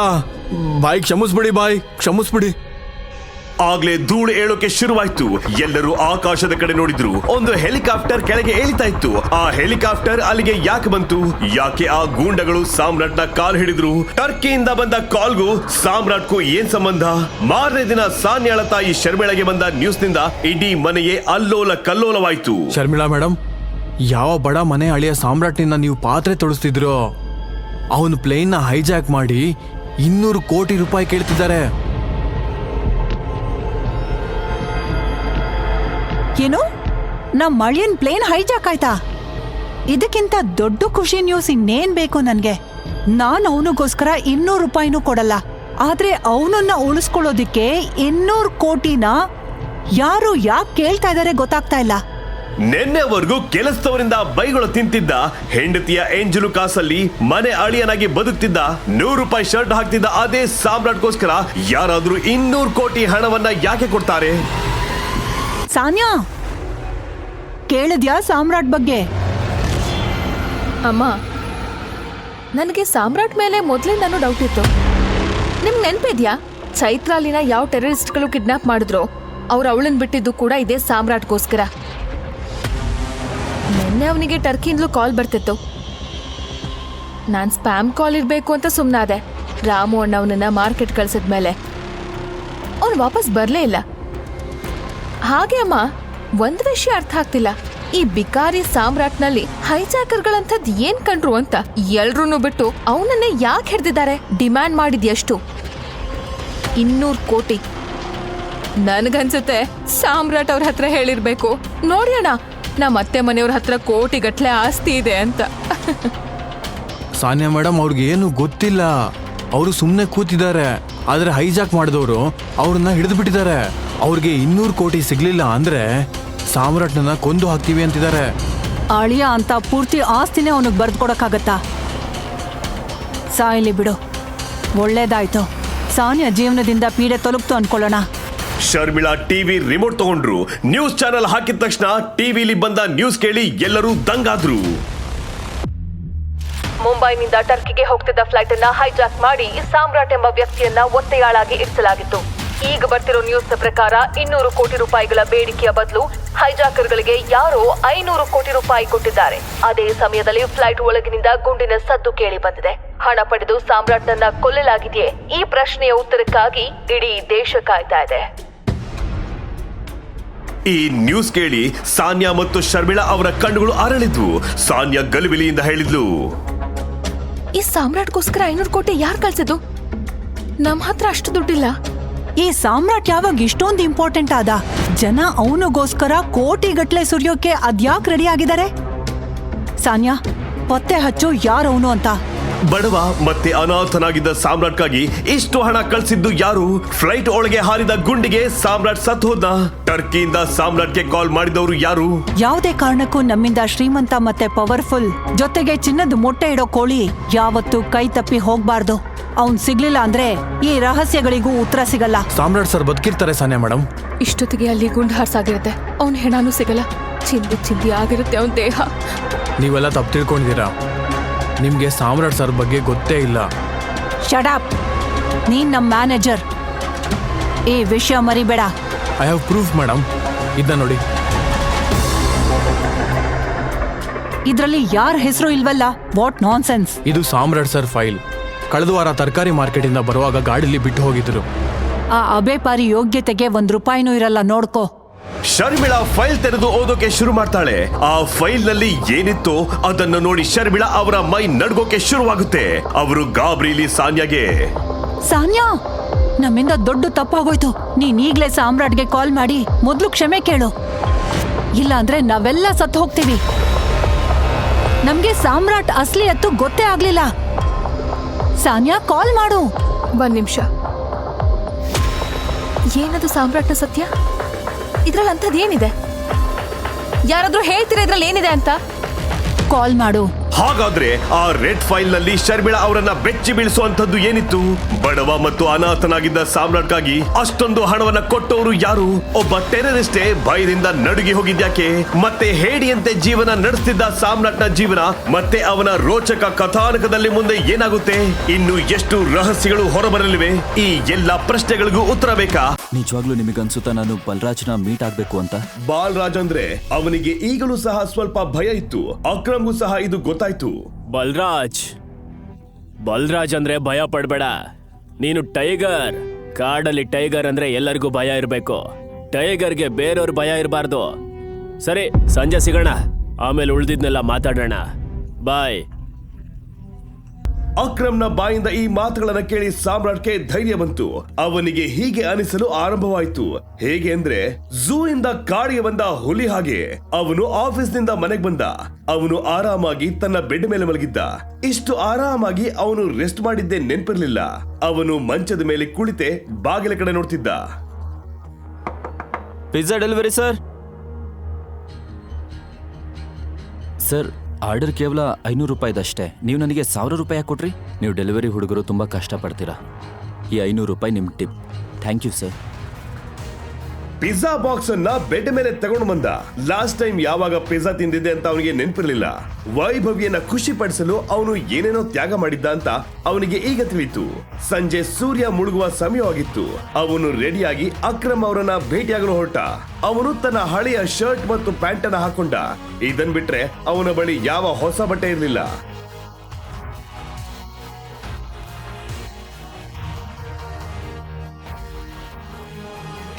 ಅವನು ಹೋಟೆಲ್ ಬಳಿ ಬಂದು ಅದನ್ನ ನೋಡಿದಾಗ ತುಂಬಾ ಆಶ್ಚರ್ಯಪಟ್ಟ. ಅವನು ಇಷ್ಟು ದೊಡ್ಡ ಹೋಟೆಲ್ ಅನ್ನ ಇದುವರೆಗೂ ನೋಡೇ ಇರಲಿಲ್ಲ. ನಿಂತ್ಕೋ. ಒಳಗೆ ಎಲ್ಲಿ ಹೋಗ್ತಾ ಇದೀಯಾ? ಒಳಗಡೆನೆ ಹೋಗ್ತಾ ಇದ್ದೀನಿ. ಏನಾದರೂ ಪ್ರಾಬ್ಲಮ್? ಒಳಗ್ ಹೋಗ್ಬೇಕಾ ನಿನಗೆ? ಏನನ್ಸುತ್ತೆ ನಿನಗೆ? ನಾನ್ ನಿನ್ನ ಒಳಗ್ ಬಿಡ್ತೀನಿ ಅಂತನಾ? ನಾನ್ಯಾಕೆ ಒಳಗೆ ಹೋಗ್ಬಾರ್ದು? ಸಾಮ್ರಾಟ್ಗೆ ಗೊತ್ತಾಯ್ತು ಚೀಫ್ ಸೆಕ್ಯೂರಿಟಿ ಆಫೀಸರ್ ಅವನ ಬಟ್ಟೆ ನೋಡಿ ಅವನನ್ನ ಅಳಿತಿದ್ದಾರಂತ. ನೋಡು, ನಿನ್ನಂತವ್ರನ್ನ ನಾನು ತುಂಬಾ ಜನ ನೋಡಿದ್ದೀನಿ. ಸುಮ್ನೆ ತಮಾಷೆ ಮಾಡ್ಬೇಡ, ಇಲ್ಲಿಂದ ಹೋಗೋ. ನಿನಗೆ ನನ್ನ ಬಗ್ಗೆ ಏನು ಗೊತ್ತು? ನಾನೇ ನಿನ್ ಸಂಬಂಧಿಕನ. ಒಳಗೆ ಹೋಗಕ್ ಬಂದಿದ್ದೀನಿ ಅಂದ್ಮೇಲೆ ವಾಪಸ್ ಯಾಕೆ ಹೋಗ್ಲಿ? ಈ ಹೋಟೆಲ್ ನಿನ್ನ ಅಪ್ಪಂದ? ಹೇಳೋ. ಇದನ್ನ ಕೇಳಿ ಸಾಮ್ರಾಟ್ಗೆ ತುಂಬಾ ಕೋಪ ಬಂತು. ಆದ್ರೆ ಅವನು ಏನು ಮಾಡದೆ ಶಾಂತವಾಗಿದ್ದ. ಯಾಕಂದ್ರೆ ಜನರ ಮಧ್ಯದಲ್ಲಿ ಅವನಿಗೆ ಸೀನ್ ಕ್ರಿಯೇಟ್ ಮಾಡಲು ಇಷ್ಟ ಇರಲಿಲ್ಲ. ಸಾಮ್ರಾಟ್ 2 ಹೆಜ್ಜೆ ಹಿಂದೆ ಹೋಗಿ ಅಕ್ರಮ್ಗೆ ಫೋನ್ ಮಾಡ್ದ. ಎಸ್ ಟೈಗರ್, ಎಲ್ಲಿದೀಯಾ? ನಾನು ಹೋಟೆಲ್ ಎಂಟ್ರೆನ್ಸ್ ಅಲ್ಲಿ ಇದ್ದೀನಿ ಅಕ್ರಮ್. ನಮ್ಮ ಟೇಬಲ್ ನಂಬರ್ ಏನು? ಟೇಬಲ್ ನಂಬರಾ? ಈ ಹೋಟೆಲ್ ನಂದೆ. ನನಗೆ ಟೇಬಲ್ ಬುಕ್ ಮಾಡೋ ಅಗತ್ಯ ಇಲ್ಲ. ನೀನ್ ಒಳಗೆ ಹೋಗಿ ಆರಾಮಾಗಿ ಕೂತ್ಕೋ. ನಾನಿನ್ ಸ್ವಲ್ಪ ಸಮಯದಲ್ಲೇ ಬರ್ತೀನಿ. ನನಗೆ ಒಳಗೆ ಹೋಗಕ್ ಆಗ್ತಾ ಇಲ್ಲ. ಇಲ್ಲೊಬ್ಬ ಸೆಕ್ಯೂರಿಟಿ ಇದ್ದಾನೆ. ಅವ್ನು ಹೇಳ್ತಾ ಇದ್ದಾನೆ ನನ್ನಂತವ್ರು ಒಳಗಡೆ ಹೋಗ್ಬಾರ್ದು ಅಂತ. ಯಾರವನು ಇಡಿಯಟ್? ಒಂದ್ ಕೆಲಸ ಮಾಡೋ, ನಾನಿನ್ನು 10 ನಿಮಿಷದಲ್ಲಿ ಅಲ್ಲಿ ಬರ್ತೀನಿ. ನೀನ್ ಅಲ್ಲೇ ಕಾಯ್ತಾ ಇರೋ. ಮತ್ತೆ ಆ ಆಫೀಸರ್ ಬದಲು ನಾನು ಕ್ಷಮೆ ಕೇಳ್ತಾ ಇದ್ದೀನಿ. ಸಾರಿ. Okay, no problem. ಏನು ದೊಡ್ಡ ಹೀರೋ ತರ ಆಡ್ತಾ ಇದ್ದೆ? ನಾನು ಹೇಳ್ದೆ ಅಲ್ವಾ ನಿನ್ನ ಒಳಗ್ ಬಿಡಲ್ಲ ಅಂತ. ನೀನ್ PM-ಗಾದ್ರೂ ಕಾಲ್ ಮಾಡು, ಅವಾಗ್ಲೂ ನಾನ್ ಬಿಡಲ್ಲ. ಹೋಗೋ, ಹೋಗಿಲ್ಲಿಂದ. ಓಹ್, ಅಲ್ಲೋಡು ನಿನ್ ವೇಸ್ಟ್ ಬಾಡಿ ಎಕ್ಸ್. ಬಾ, ಸ್ವಲ್ಪ ಮಜಾ ತಗೊಳ್ಳೋಣ.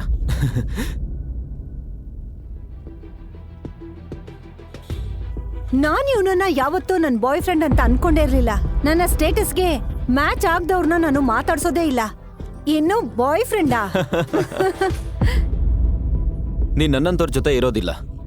ಆದ್ರೆ ನಾನ್ ನಿನಗೆ ಒಂದ್ ಸಲಹೆ ಕೊಡ್ತೀನಿ. ಮನುಷ್ಯರು ಮರ್ಯಾದೆ ಅವ್ರ ಮಾತಿಂದ ತಿಳಿಯುತ್ತೆ. ಅದನ್ನ ಸ್ವಲ್ಪ ಸರಿಯಾಗಿ ಇಡ್ಕೊ. ಇಲ್ಲ ಅಂದ್ರೆ ಇದೇ ಬಾಯಿ ನಿನಗೆ ತುಂಬಾ ಕಷ್ಟ ಕೊಡುತ್ತೆ. ವಾವ್, ಎಂತ ಮಾತ್ ಹೇಳ್ದೆ. ಚಪ್ಪಾಳೆ ಹೊಡಿರಿ. Very nice. ಮತ್ತೆ ನೀನ್ ಯಾಕೆ ಹೀಗಿದ್ಯಾ? ಇಲ್ಲಿಗೆ ಹೇಗ್ ಬಂದೆ? ಏನ್ ಕುಡ್ದಿದ್ಯಾ? ಅಕ್ರಮ್ ನನ್ನನ್ನು ಇಲ್ಲಿ ಕರೆದಿದ್ದಾನೆ. ಹೌದಾ? ಓ ಹೌದು, ನೆನ್ಪಾಯ್ತು. ಅವತ್ತು ಅಕ್ರಮ್ ಸರ್ ಹೇಳ್ತಾ ಇದ್ರು ನೀನ್ ಅವರ ಡ್ರೈವರ್ ಮಗ ಅಂತ.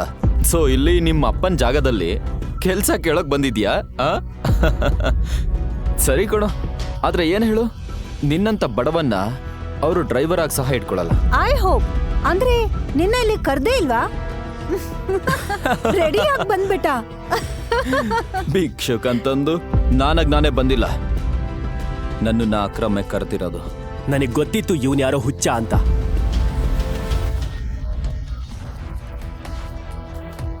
ಅದೇ ಸಮಯದಲ್ಲಿ ಗೇಟ್ನ ಬಳಿ ಒಂದು ದೊಡ್ಡ ಕಾರ್ ಬಂದು ನಿಂತಿತ್ತು. ಎಲ್ಲರೂ ಆಕಾಶವನ್ನೇ ನೋಡ್ತಿದ್ರು. ಅಕ್ರಮ್ ಗಾಡಿಯಿಂದ ಹೊರಗೆ ಬಂದ. ಅವನ ಜೊತೆ ಇನ್ನೊಬ್ಬ ಯಾರೋ ವ್ಯಕ್ತಿ ಇದ್ರು. ಅವನು ನೋಡಲು ತುಂಬಾ ದಷ್ಟಪುಷ್ಟವಾಗಿದ್ದ. ನೋಡಲು ದೊಡ್ಡ ಶ್ರೀಮಂತರಂತೆ ಕಾಣ್ತಿದ್ದ. ನಗರದ ದೊಡ್ಡ ಬಟ್ಟೆ ಬಿಸ್ನೆಸ್ ಅವನದು. ಬರೀ ಬಿಸ್ನೆಸ್ ಅಲ್ಲ, ಮಾಫಿಯಾದಲ್ಲೂ ಇವನದೇ ಹವ. ಸಾಮ್ರಾಟ್ ಅವನ ಬಗ್ಗೆ ಹೇಗೆ ಊಹೆ ಮಾಡ್ಕೊಂಡಿದ್ದೋ ಹಾಗೆ ಇದ್ದ ಬಾಲರಾಜ್. ನಿಜವಾಗ್ಲೂ ನಿಮಗನ್ಸುತ್ತಾ ನಾನು ಬಲರಾಜ್ನ ಮೀಟ್ ಆಗ್ಬೇಕು ಅಂತ? ಅವನು ಬಾಲರಾಜನ್ನ ಫೋಟೋದಲ್ಲಿ ಮಾತ್ರ ನೋಡಿದ್ದ. ಫೋಟೋ ಮತ್ತು ರಿಯಲ್ ಆಗಿ ನೋಡೋಕೆ ತುಂಬಾ ವ್ಯತ್ಯಾಸ ಇತ್ತು. ಅವನ ಮನಸ್ಸಲ್ಲಿ ಒಂದೇ ಪ್ರಶ್ನೆ ಇತ್ತು, ಏಕೆ ಬಾಲರಾಜ್ ನನ್ನನ್ನ ಮೀಟ್ ಮಾಡ್ಬೇಕು ಅಂತ. ಇಲ್ಲೇನಾಗ್ತಿದೆ?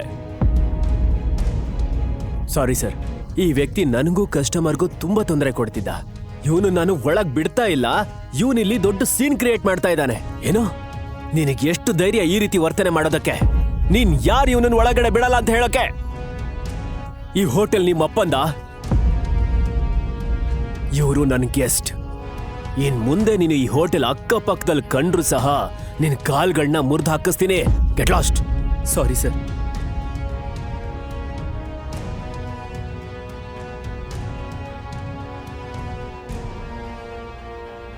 ಸಾರಿ ಟೈಗರ್, ಈ ಮೂರ್ಖನ್ ಕಾರಣ. ಇರ್ಲಿ, ಪರವಾಗಿಲ್ಲ. ಈಗಿನ ಕಾಲದಲ್ಲಿ ಕಾಮನ್ ಮ್ಯಾನಿಗೆ ಶತ್ರು ಆಗಿದ್ದಾನೆ. ಬಾ ಒಳಗ್ ಹೋಗೋಣ. ಅಕ್ರಮ್ ಸಾಮ್ರಾಟ್ನನ್ನ ಒಳಗೆ ಬರುವಂತೆ ಸೂಚಿಸಿದ. ಸಾಮ್ರಾಟ್ ಅಕ್ರಮ್ನ ಹಿಂದೆ ಹೋಗ್ತಿದ್ದ. ಸಾಮ್ರಾಟ್ಗೆ ಗೊತ್ತಾಯ್ತು ಬಾಲರಾಜ್ ಸಹ ಅವರ ಹಿಂದೆ ಬರ್ತಿದ್ದ ಅಂತ. ಸ್ವಲ್ಪ ಸಮಯದ ನಂತರ ಅವರು ಒಂದು ದೊಡ್ಡ ರೂಮ್ ನ ಮುಂದೆ ಬಂದರು. ಅವರು ಒಳಗೆ ಹೋಗುವ ಮೊದಲೇ ಹೋಟೆಲ್ ಮ್ಯಾನೇಜರ್ ಅಲ್ಲಿಗೆ ಬಂದು ಕೇಳಿದ್ದ, good evening sir, welcome. Sir, ನಿಮಗೇನಾದರೂ ತರಬೇಕಾ? ಒಂದು ಕೆಲಸ ಮಾಡು, ಇಲ್ಲಿರೋ ಎಲ್ಲ ಲಿಕ್ಕರ್ಗಳ ಲಿಸ್ಟ್ ಕೊಡಿ. ಶ್ಯೂರ್ ಸರ್, ಆದರೆ if you don't mind sir, ನನಗೆ ನಮ್ಮ ಹೋಟೆಲ್ನಲ್ಲಿರೋ ಎಲ್ಲ ಡ್ರಿಂಕ್ಸ್ ನೇಮ್ಗಳು ನೆನಪಿದೆ. ಟಕೀಲಾ 5 ಲಕ್ಷ ರೂಪಾಯಿ, ವೋಡ್ಕಾ 8 ಲಕ್ಷ, ವಿಸ್ಕಿ 1 ಲಕ್ಷ, ಮತ್ತೆ ಜಿನ್ 12 ಲಕ್ಷ ರೂಪಾಯಿ. ಸರ್, ನೀವೇನು ತಗೊಳಕ್ ಬಯಸ್ತೀರಾ? ಗ್ರೇಟ್. ಏನು ಅಂದರೆ ಇವತ್ತು ಇಲ್ಲಿಗೆ ತುಂಬ ಸ್ಪೆಷಲ್ ಗೆಸ್ಟ್ ಬಂದಿದ್ದಾರೆ. ಅದರಿಂದ ಎಲ್ಲಕ್ಕಿಂತ ಕಾಸ್ಟ್ಲಿ ಡ್ರಿಂಕ್ಸ್ನ ಕಳಿಸು, ಅದ್ರ ಜೊತೆ ಉಳಿದ ಐಟಮ್ಸು ಸಹ. ಶೋರ್ ಸರ್, ನಿಮಗೆ ಬೆಸ್ಟ್ ಡ್ರಿಂಕ್ಸ್ನ ತಗೊಂಡು ಬರ್ತೀನಿ. Good evening sir. Good evening sir. Akram, hotel ನಿಂದು, ಡ್ರಿಂಕ್ಸ್ ನಿಂದು, ಮತ್ತು ಮ್ಯಾನೇಜರ್ ಯಾಕೆ ನಿನಗೆ ಎಲ್ಲಾದರೂ ರೇಟ್ ಹೇಳ್ತಿದ್ದಾರೆ? ನೀನು ಏನು ಬೇಕಾದರೂ ಚೂಸ್ ಮಾಡ್ಬೋದಲ್ವಾ? ಅದಕ್ಕೆ ಕಾರಣ ಇದೆ ಫ್ರೆಂಡ್. ಏನು ತಗೋಬೇಕು ಅನ್ನೋದು ಆ ದಿನದ ಮೇಲೆ ಡಿಪೆಂಡ್ ಆಗಿರುತ್ತೆ. ಮತ್ತು ಈ ದಿನ ತುಂಬ ಮುಖ್ಯವಾದದ್ದು. ಇನ್ಫ್ಯಾಕ್ಟ್ ನಮ್ಮೆಲ್ಲರ ಜೀವನಕ್ಕೂ ಇದು ತುಂಬ ಮುಖ್ಯವಾದ ದಿನ. ಅದಕ್ಕೆ ನಾನು ನಿಮ್ಮೆಲ್ಲರಿಗೂ ತುಂಬ ಕಾಸ್ಟ್ಲಿ ಡ್ರಿಂಕ್ಸನ್ನು ತರೋದಕ್ಕೆ ಹೇಳಿದ್ದೀನಿ. Let's enjoy. Okay, sure. Come. ಇಲ್ಲಿ ನೀನು ಯಾರು ಅನ್ನೋದನ್ನ ಮುಚ್ಚಿಡೋ ಅಗತ್ಯ ಇಲ್ಲ. ಈ ರೂಮ್ ತುಂಬ ಪ್ರೈವೇಟ್ ಮತ್ತೆ ಎಲ್ಲಕ್ಕಿಂತ ಸೇಫ್. ಕೂತ್ಕೊಳ್ಳಿ. ಅದು ಒಂದು ಐಷಾರಾಮಿ ರೂಮ್ ಆಗಿತ್ತು. ಎಲ್ಲರೂ ಅಲ್ಲಿ ಕುಳಿತುಕೊಂಡರು. ಸಾಮ್ರಾಟ್ ಬಾಲರಾಜನ್ನ ನೋಡ್ತಿದ್ದ. ಬಲರಾಜ್, ನಾನು ನಿನಗೊಂದು ಇಂಪಾರ್ಟೆಂಟ್ ವಿಷಯ ಹೇಳಬೇಕು. ನಮಗೆ ನಮ್ಮ ಸ್ನೇಹಿತನ ಮಗ ಟೈಗರ್ ಸಿಕ್ಕಿದ್ದಾನೆ. ಆದರೆ ಸದ್ಯಕ್ಕೆ ಇವನು ಅಂಡರ್ ಕವರ್. ಆದ್ರಿಂದ ನಿನ್ನನ್ನು ಹೊರಗಡೆ ಭೇಟಿ ಮಾಡಿಸೋದಕ್ಕಾಗಲಿಲ್ಲ. Excuse me sir.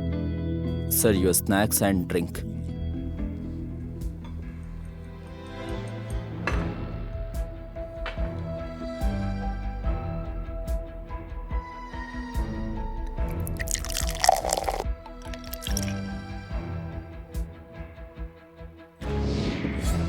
Sir. Sure. Cheers. Cheers.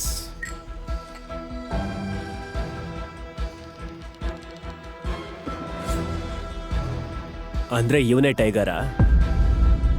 ಹೌದು, ಇವನೇ ನಮ್ಮ ಟೈಗರ್. ನಮ್ಮ ತಂಡದ ದೊಡ್ಡ ಮತ್ತೆ ಪ್ರಮುಖ ಸದಸ್ಯರನ್ನ ಅವನಿಗೆ ಪರಿಚಯಿಸಬೇಕು. ನಂತರ ನಾವು ಹೋಗ್ತಾ ಇರೋ ದಿಕ್ಕಿನಲ್ಲಿ ಅವನು ನಮ್ಮನ್ನ ಮುನ್ನಡೆಸ್ಬೇಕು ಅಂತ ನಾನು ಬಯಸ್ತೀನಿ. ನನ್ನ ಕ್ಷಮಿಸ್ಬಿಡು ಗೆಳೆಯ, ನನಗೆ ಸ್ವಲ್ಪ ನಗು ಬರ್ತಿದೆ. ಏನಾಯ್ತು? ಎಲ್ಲ ಮಾತನ್ನು ನೀನೇ ಮಾತಾಡ್ತಿದೀಯಾ? ನಮ್ ಟೈಗರ್ ಮೂಕನ? ಬಲರಾಜ್, ಟೈಗರ್ ಬಗ್ಗೆ ಹೀಗೆ ಮಾತಾಡಬಾರ್ದು. ಕ್ಷಮಿಸು ಸ್ನೇಹಿತ, ಕ್ಷಮಿಸು. ನಿನ್ ಧೈರ್ಯ ನನಗೆ ಇಷ್ಟ ಆಯ್ತು, ಚೆನ್ನಾಗಿದೆ.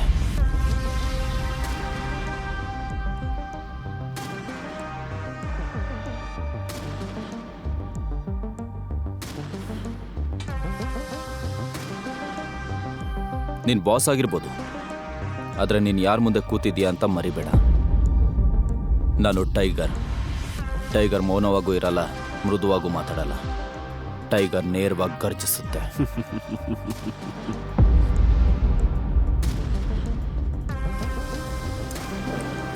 ಅಂದ್ರೆ ನೀನೇ ಟೈಗರ್? ಓಕೆ ಟೈಗರ್, ಹೇಳು, ಇಷ್ಟು ವರ್ಷ ನೀನು ಎಲ್ಲಿದ್ದೆ? ಇಷ್ಟು ವರ್ಷಗಳ ನಂತರ ಹಠಾತ್ ಬಂದು ನಮ್ಮ ತಲೆ ಮೇಲೆ ಕೂತ್ಕೋತಾ ಇದೀಯಾ? ನಾವು ನಿನ್ನನ್ನ ಟೈಗರ್ ಅಂತ ನಂಬಿಡ್ತೀವ? ಇದು ಜೋಕ್ ಅಲ್ವಾ? ಅಕ್ರಮ್, ನಾನು ಹೇಳಲಿಲ್ವಾ? ಮತ್ತೆ ನೀನು ಹೇಳ್ತಿರೋ ಸಿಂಹಾಸನ ಅದನ್ನ ಕಸಿದ್ಕೊಳ್ಳಕ್ಕಾಗಲ್ಲ, ಅದನ್ನ ಗಳಿಸ್ಬೇಕು. ಅರ್ಥ ಆಯ್ತಾ? ಚೆನ್ನಾಗಿ ಅರ್ಥ ಆಯ್ತು. ಕಸ್ಕೊಳ್ಳೋದು ನನ್ನ ರಕ್ತದಲ್ಲೇ ಇಲ್ಲ. ನಾನು ಇಷ್ಟು ವರ್ಷ ಎಲ್ಲಿದ್ದೆ, ಏನು ಮಾಡ್ತಾ ಇದ್ದೆ, ಇದನ್ನೆಲ್ಲ ಹೇಳೋದಕ್ಕೆ ಇವಾಗ ನಮ್ಮ ಹತ್ರ ಟೈಮ್ ಇಲ್ಲ ಅನ್ಸುತ್ತೆ. ಮತ್ತು ನಾನು ಟೈಗರೋ ಅಲ್ವೋ ಅನ್ನೋದನ್ನು ಕಂಡುಹಿಡಿಯೋಕೆ ಏನು ಮಾಡಬೇಕು ಅಂತ ನೀನೇನಾದರೂ ಹೇಳು, ನಾನು ಸಾಬೀತು ಮಾಡ್ತೀನಿ. ಶಭಾಷ್, ಇದು ಅಲ್ವಾ ಮಾತು ಅಂದ್ರೆ? ಅಕ್ರಮ್ ನಗುತ್ತಾ ಟೈಗರ್ನ ಮುಖ ನೋಡ್ದ. ಅವನ ಕಣ್ಣುಗಳಲ್ಲಿ ಗರ್ವ ತುಂಬಿತ್ತು. ಅವನು ಸಾಮ್ರಾಟ್ನ ಬಗ್ಗೆ ಏನ್ ಅನ್ಕೊಂಡಿದ್ದನು ಅದಕ್ಕಿಂತ ಅವನು ಒಂದ್ ಕೈ ಮೇಲೆ ಇದ್ದ. ಆದ್ರೆ ಬಾಲರಾಜ್ ಮುಖದಲ್ಲಿ ಏನೋ ಗೊಂದಲ ಇತ್ತು. ಅವನು ಇಷ್ಟು ಬೇಗ ಸಾಮ್ರಾಟ್ನ ಟೈಗರ್ ಅಂತ ಒಪ್ಕೊಳ್ಳಲು ರೆಡಿ ಇರ್ಲಿಲ್ಲ. ಹೇಳ್ಬೇಕಂದ್ರೆ ಇಡೀ ಗುಂಪಿನಲ್ಲಿ ಬಾಲರಾಜ್ ಫೇಮಸ್ ಇದ್ದಿದ್ದು ಅವನ ಹಠಕ್ಕೆ. ಅವನಿಗೆ ಇದನ್ನ ಜೀರ್ಣಿಸಿಕೊಳ್ಳಲು ಆಗ್ತಿರ್ಲಿಲ್ಲ. ಒಬ್ಬ ಚಿಕ್ಕ ಹುಡುಗ ಅವರ ಸಾಮ್ರಾಜ್ಯವನ್ನ ಆಳ್ತಾನಂತ. ಬರೀ ಅಕ್ರಮ್ನ ಹೊಗಳಿಕೆ ಸಾಕಾಗೋದಿಲ್ಲ. ನಾನಿನ್ನು ಎಕ್ಸೆಪ್ಟ್ ಮಾಡಿಲ್ಲ ನೀನ್ ಟೈಗರ್ ಅಂತ. ನೀನ್ ಹೇಳ್ದೆ ಅಲ್ವಾ ನೀನ್ ಸಾಬೀತ್ ಮಾಡ್ತೀಯಾ ನೀನೇ ಟೈಗರ್ ಅಂತ. ಸರಿ, ಹಾಗಾದ್ರೆ ನಾನ್ ನಿನಗೆ ಒಂದು ಚಾಲೆಂಜ್ ಕೊಡ್ತೀನಿ. ನೀನ್ ಏನ್ ಮಾತಾಡ್ತಿದ್ಯಾ? Relax Akram, relax. Let's fight ಮಾಡೋಣ. ನೀನ್ ಗೆದ್ರೆ ನಾವು ನಿನ್ನನ್ನ ಟೈಗರ್ ಅಂತ ಒಪ್ಕೊಳ್ತೀವಿ. ಆದ್ರೆ ನೀನ್ ಸೋತ್ರೆ ನಮ್ಮಿಂದ ಸ್ವಲ್ಪ ಹಣ ತಗೊಂಡು ಇಲ್ಲಿಂದ ಬಹಳ ದೂರ ಎಲ್ಲಾದ್ರೂ ಸೆಟಲ್ ಆಗ್ಬಿಡು. ಬಲರಾಜ್, ನೀನ್ ಏನ್ ಮಾಡ್ತಿದ್ಯಾ? ಇದು ಸರಿಯಲ್ಲ.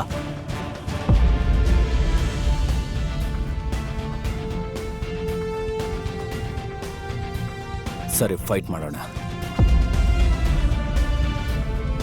ಯಾವಾಗ ಅಂತ ಹೇಳು.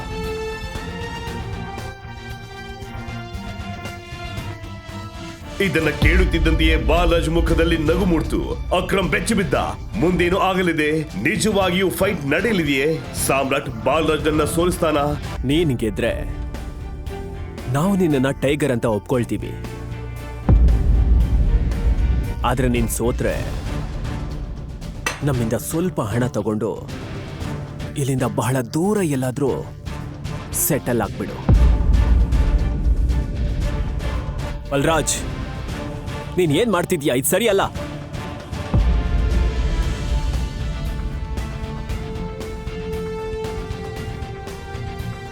ಸರಿ, ಫೈಟ್ ಮಾಡೋಣ.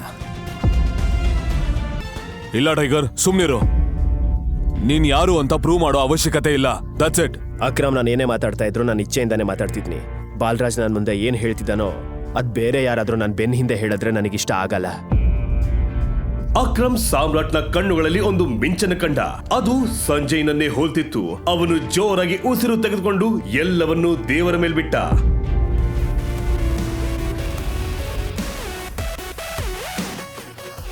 ಸುಮಾರು 1 ಗಂಟೆ ಆದ್ಮೇಲೆ ಬಾಲರಾಜ್ ಅಕ್ರಮ್ ಮತ್ತು ಸಾಮ್ರಾಟ್ನನ್ನ ತನ್ನ ಅರೇನಾಗೆ ಕರ್ಕೊಂಡು ಬಂದ. ಇದೇ ಅರೇನಾದಲ್ಲಿ ಬಾಲರಾಜ್ ಬಾಕ್ಸಿಂಗ್ ಮಾಡ್ತಿದ್ದ. ಅಷ್ಟು ದೊಡ್ಡ ಅರೇನಾದಲ್ಲಿ ಆ ಮೂವರನ್ನು ಬಿಟ್ರೆ ಬೇರೆ ಯಾರು ಇರಲಿಲ್ಲ. ಇನ್ನೊಂದ್ಸಲ ಯೋಚನೆ ಮಾಡಿ ನೋಡು, ನಾನು ಈ ರಿಂಗಲ್ಲಿ ಯಾವತ್ತೂ ಸೋತಿಲ್ಲ. ಬಲರಾಜ್, ನೀನು ಈ ಅಖಾಡದಲ್ಲಿ ಯಾಕೆ ಸೋತಿಲ್ಲ ಅಂದ್ರೆ ಇಲ್ಲಿವರೆಗೂ ನೀನ್ ಸಂಜಯ್ನ ಮಗ ಟೈಗರ್ ಜೊತೆ ಬಾಕ್ಸಿಂಗ್ ಮಾಡಿಲ್ಲ, ಅದಕ್ಕೆ. ಮತ್ತೆ ಅಕ್ರಮ್, ಯಾರ ಮೇಲೆ ಬೆಟ್ ಹಾಕ್ತೀಯಾ? ನನ್ ಮೇಲ ಅಥವಾ ಅವನ್ ಮೇಲ? ಮೂರ್ಖನಂತೆ ಮಾತಾಡ್ಬಿಡ. ಟೈಗರ್ ಇರುವಾಗ ಬೇರೆ ಯಾರ ಮೇಲಾರು ಬೆಟ್ ಹಾಕೋಕ್ಕಾಗತ್ತಾ?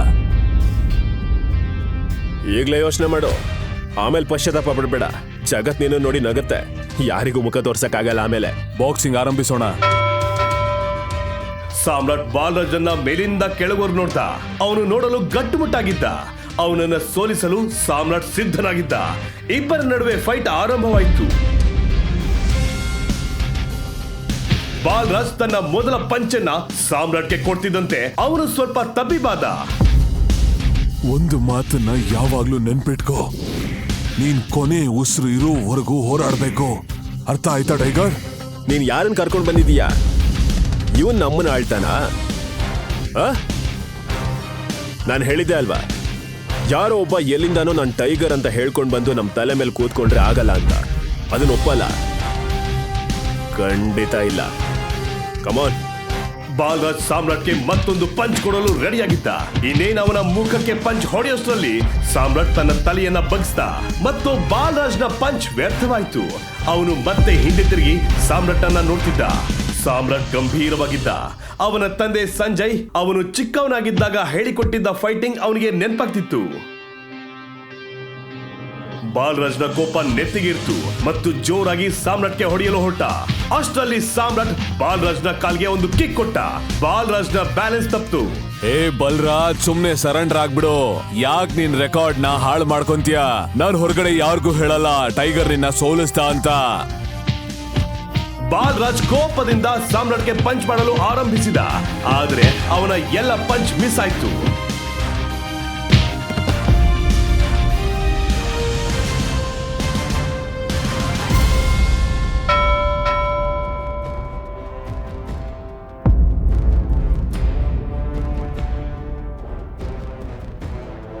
ಸಾಮ್ರಾಟ್ ಬಾಲರಾಜ್ನ ಮುಖಕ್ಕೆ ಹೊಡೆಯದೆ ರಿಂಗ್ ನ ಒಂದು ಬದಿಯಲ್ಲಿ ಹೋಗಿ ನಿಂತ್ಕೊಂಡ.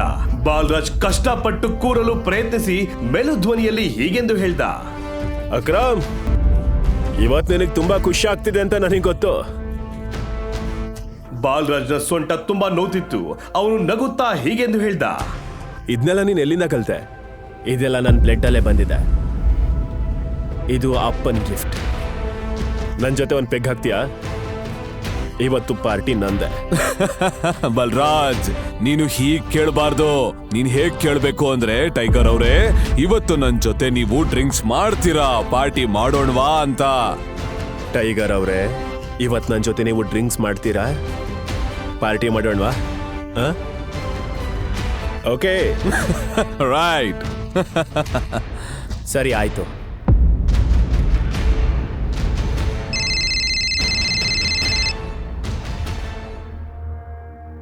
ಹಾ ಸಾನ್ಯಾ, ನೋಡು, ನನ್ನ ಅಪ್ಪ ಅಮ್ಮ ಬಂದಿದ್ದಾರೆ. ನಮ್ಮ ಮಧ್ಯೆ ಏನಿದ್ಯೋ ಅವ್ರಿಗೆಲ್ಲ ಗೊತ್ತಾಗಿದೆ. ಅವ್ರು ನಿನ್ನ ಭೇಟಿ ಮಾಡ್ಬೇಕಂತೆ. ನೀನ್ ಎಲ್ಲಿದ್ಯೋ ಈಗ್ಲೇ ಮನೆಗ್ ಬಾ. ಏನೋ ಇವಾಗ್ಲಾ? ಹಾ ಹೌದು. ಇಷ್ಟು ಆಶ್ಚರ್ಯ ಪಡೋ ಅಗತ್ಯ ಇಲ್ಲ. ಬೇಗ ಬಾ ಅಷ್ಟೇ. ಬೈ ದ ವೇ ಅಕ್ರಮ್ ಬಲ್ರಾಜ್, ನಾನು ನಿಮ್ ಜೊತೆ ಈಗ ಬರೋಕ್ಕಾಗಲ್ಲ. ನಾನು ಮನೆಗೆ ಹೋಗ್ಬೇಕು. ನನ್ನ ಅತ್ತೆ ಮತ್ತೆ ಮಾವ ಮನೆಗೆ ಬಂದಿದ್ದಾರೆ. ಅತ್ತೆ ಮಾವನ? ನಿನಗೆ ಮದ್ವೆ ಯಾವಾಗಾಯ್ತು? ಅದ್ ದೊಡ್ಡ ಕತೆ, ಇನ್ನೊಂದ್ಸಲ ಹೇಳ್ತೀನಿ. ಎಲ್ಲ ಓಕೆನಾ? ಮಾರ್ಕೋಕ್ ಫೋನ್ ಮಾಡಿ ಹೇಳ್ಬೇಕಾ ಏನಾದ್ರು? ಬೇಡ ಬಲ್ರಾಜ್, ಇವಾಗ ಸದ್ಯಕ್ಕೆ ಇವನ್ ಬಗ್ಗೆ ಯಾರಿಗೂ ಗೊತ್ತಾಗೋದ್ ಬೇಡ. ಮತ್ತೆ ಯಾರಿಗೂ ಗೊತ್ತಾಗ್ಬಾರ್ದು ಟೈಗರ್ ಮತ್ತೆ ವಾಪಸ್ ಬಂದಿದ್ದಾನೆ ಅಂತ, ಸರಿನಾ? ಮಾರ್ಕೋ ಏನ್ ಮಾಡ್ತಿದ್ದಾನೋ ಅವ್ನು ಅದನ್ನೇ ಮಾಡ್ಲಿ. ಸರಿ, ನಾನು ಹೊರಡ್ತೀನಿ. ಅಕ್ರಮ್, ಆ ಹೊಸ ಕೆಲ್ಸದ ಬಗ್ಗೆ ನೆನಪಿದೆ ಅಲ್ವಾ ನಿಂಗೆ? ಚಿಂತೆ ಮಾಡ್ಬೇಡ, ನಿನ್ ಕೆಲ್ಸ ಆಗ್ತದೆ. ಇದನ್ನ ಹೇಳಿ ಸಾಮ್ರಾಟ್ ಅಕ್ರಮ್ ಮತ್ತು ಬಾಲರಾಜ್ ಜೊತೆ ಕೈ ಮಿಲಾಯಿಸಿ ಅಲ್ಲಿಂದ ಹೊರಟ. ಅವನು ಹೋಗಲು ಒಂದು ಕ್ಯಾಬ್ ಅನ್ನ ಬುಕ್ ಮಾಡ್ದ. ಟೈಗರ್, ಇದನ್ ತಗೋ. ಇದು ಅದೇ ಬಾಟ್ಲು ಹೋಟೆಲ್ ಅಲ್ಲಿ ನೀನ್ ಕುಡಿತಿದ್ದೆ ಅಲ್ವಾ? ಇದನ್ನ ನಿನ್ನ ಅತ್ತೆ ಮಾವನಿಗೆ ಹೋಗ್ಕೊಡು, ಖುಷಿಯಾಗಾರು ಇರ್ತಾರೆ. ಇದೆಲ್ಲದಕ್ಕೂ ತುಂಬಾ ಥ್ಯಾಂಕ್ಸ್ ಅಕ್ರಮ್. ನಿನಗೂ ಅಷ್ಟೇ. ನೀನ್ ವಾಪಸ್ ಬಂದು ನಿರೀಕ್ಷೆಗಳನ್ನ ಜೀವಂತವಾಗಿಟ್ಟಿದ್ಯಾ.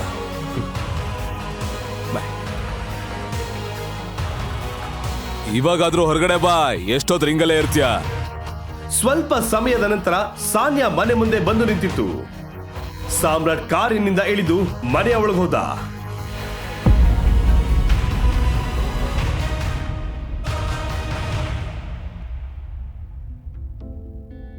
ನಮಸ್ತೆ ಅಮ್ಮ. ನಮಸ್ತೆ ಅಪ್ಪ. ಇದನ್ನ ನಿಮ್ಮಿಬ್ಬರಿಗೋಸ್ಕರ ತಂದಿದ್ದೀನಿ. ಅರೆ ವಾ, ಏನ್ ವಿಶೇಷ? ತುಂಬಾ ಎಕ್ಸ್ಪೆನ್ಸಿವ್.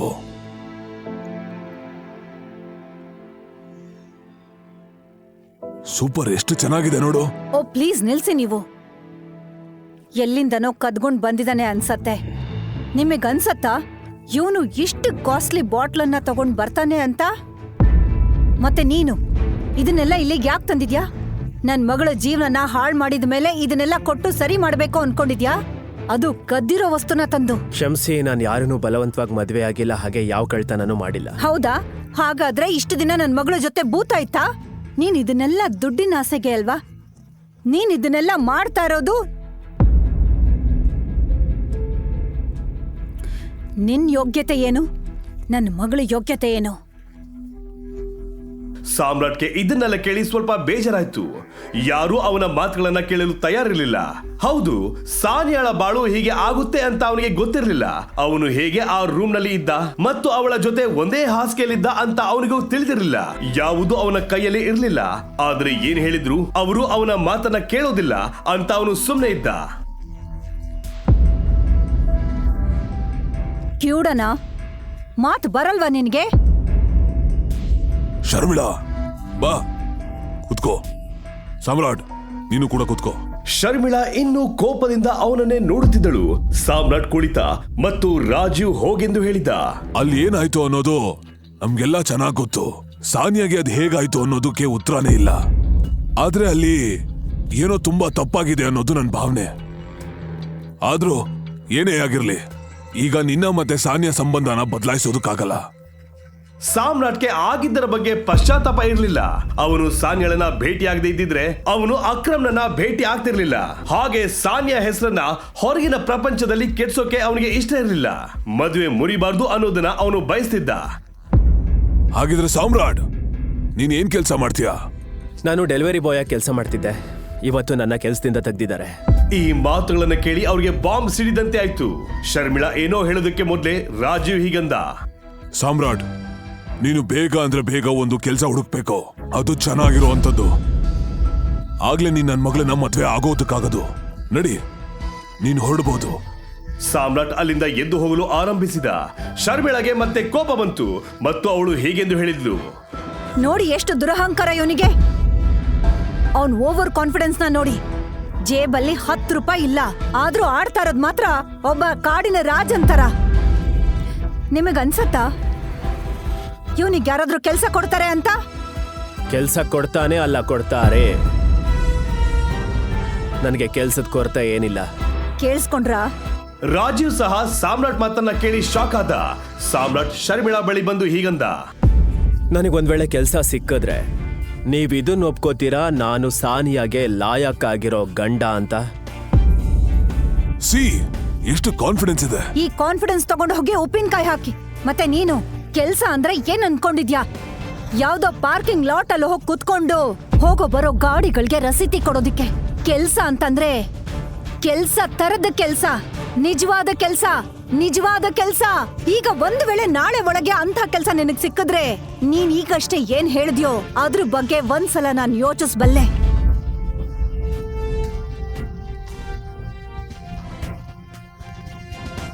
ಶರ್ಮಿಳಾ ಮಾತುಗಳನ್ನು ಕೇಳಿ ಸಾಮ್ರಾಟ್ನಲ್ಲಿ ಒಂದು ದೊಡ್ಡ ನಗು ಮೂಡ್ತು. ಶರ್ಮಿಳಗೆ ಗೊತ್ತಿರಲಿಲ್ಲ ಸಾಮ್ರಾಟ್ ಯಾರು ಅಂತ ಮತ್ತು ಅವನ ಹಿಂದೆ ಯಾರಿದ್ದಾರಂತ. ಅವನು ತಲೆ ಅಲ್ಲಾಡಿಸಿ ಸರಿ ಅಂತ ಹೇಳಿ ಅಲ್ಲಿಂದ ಹೊರಟ. ರಾತ್ರಿ ತುಂಬಾ ತಡವಾಗಿತ್ತು. ಅವನು ಗೊತ್ತಿತ್ತು ಅವನು ಈಗ ಅವನ ಮನೆಗೆ ವಾಪಸ್ ಹೋಗಲು ಆಗಲ್ಲ. ಅವನು ಹೋಗಿ ಸಾನ್ಯಾಳ ರೂಮ್ ನಲ್ಲಿ ಮಲಗಬಹುದಂತ. ಅವನು ಸಾನ್ಯಾಳ ರೂಮ್ ಬಾಗ್ಲನ್ನ ಲಾಕ್ ಮಾಡ್ದ.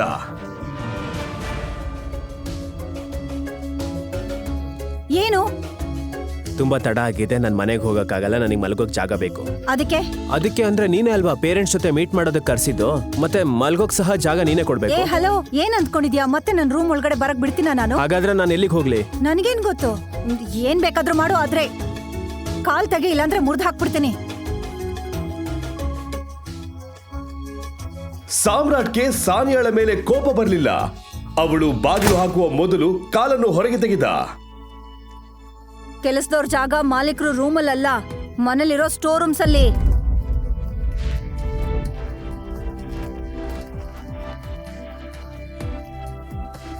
ಇದನ್ನ ಕೇಳಿ ಸಾಮ್ರಾಟ್ಗೆ ತುಂಬಾ ನೋವಾಯ್ತು. ಆದ್ರೆ ಅವನ್ ತಾನೇ ಏನ್ ಮಾಡ್ತಾನೆ? ಅವನು ನಿರಾಸೆಯಿಂದ ತಲೆ ಆಡಿಸ್ತಾ ಅಲ್ಲಿಂದ ಹೊರಟ. ಮುಂದೆ ಏನಾಗಲಿದೆ?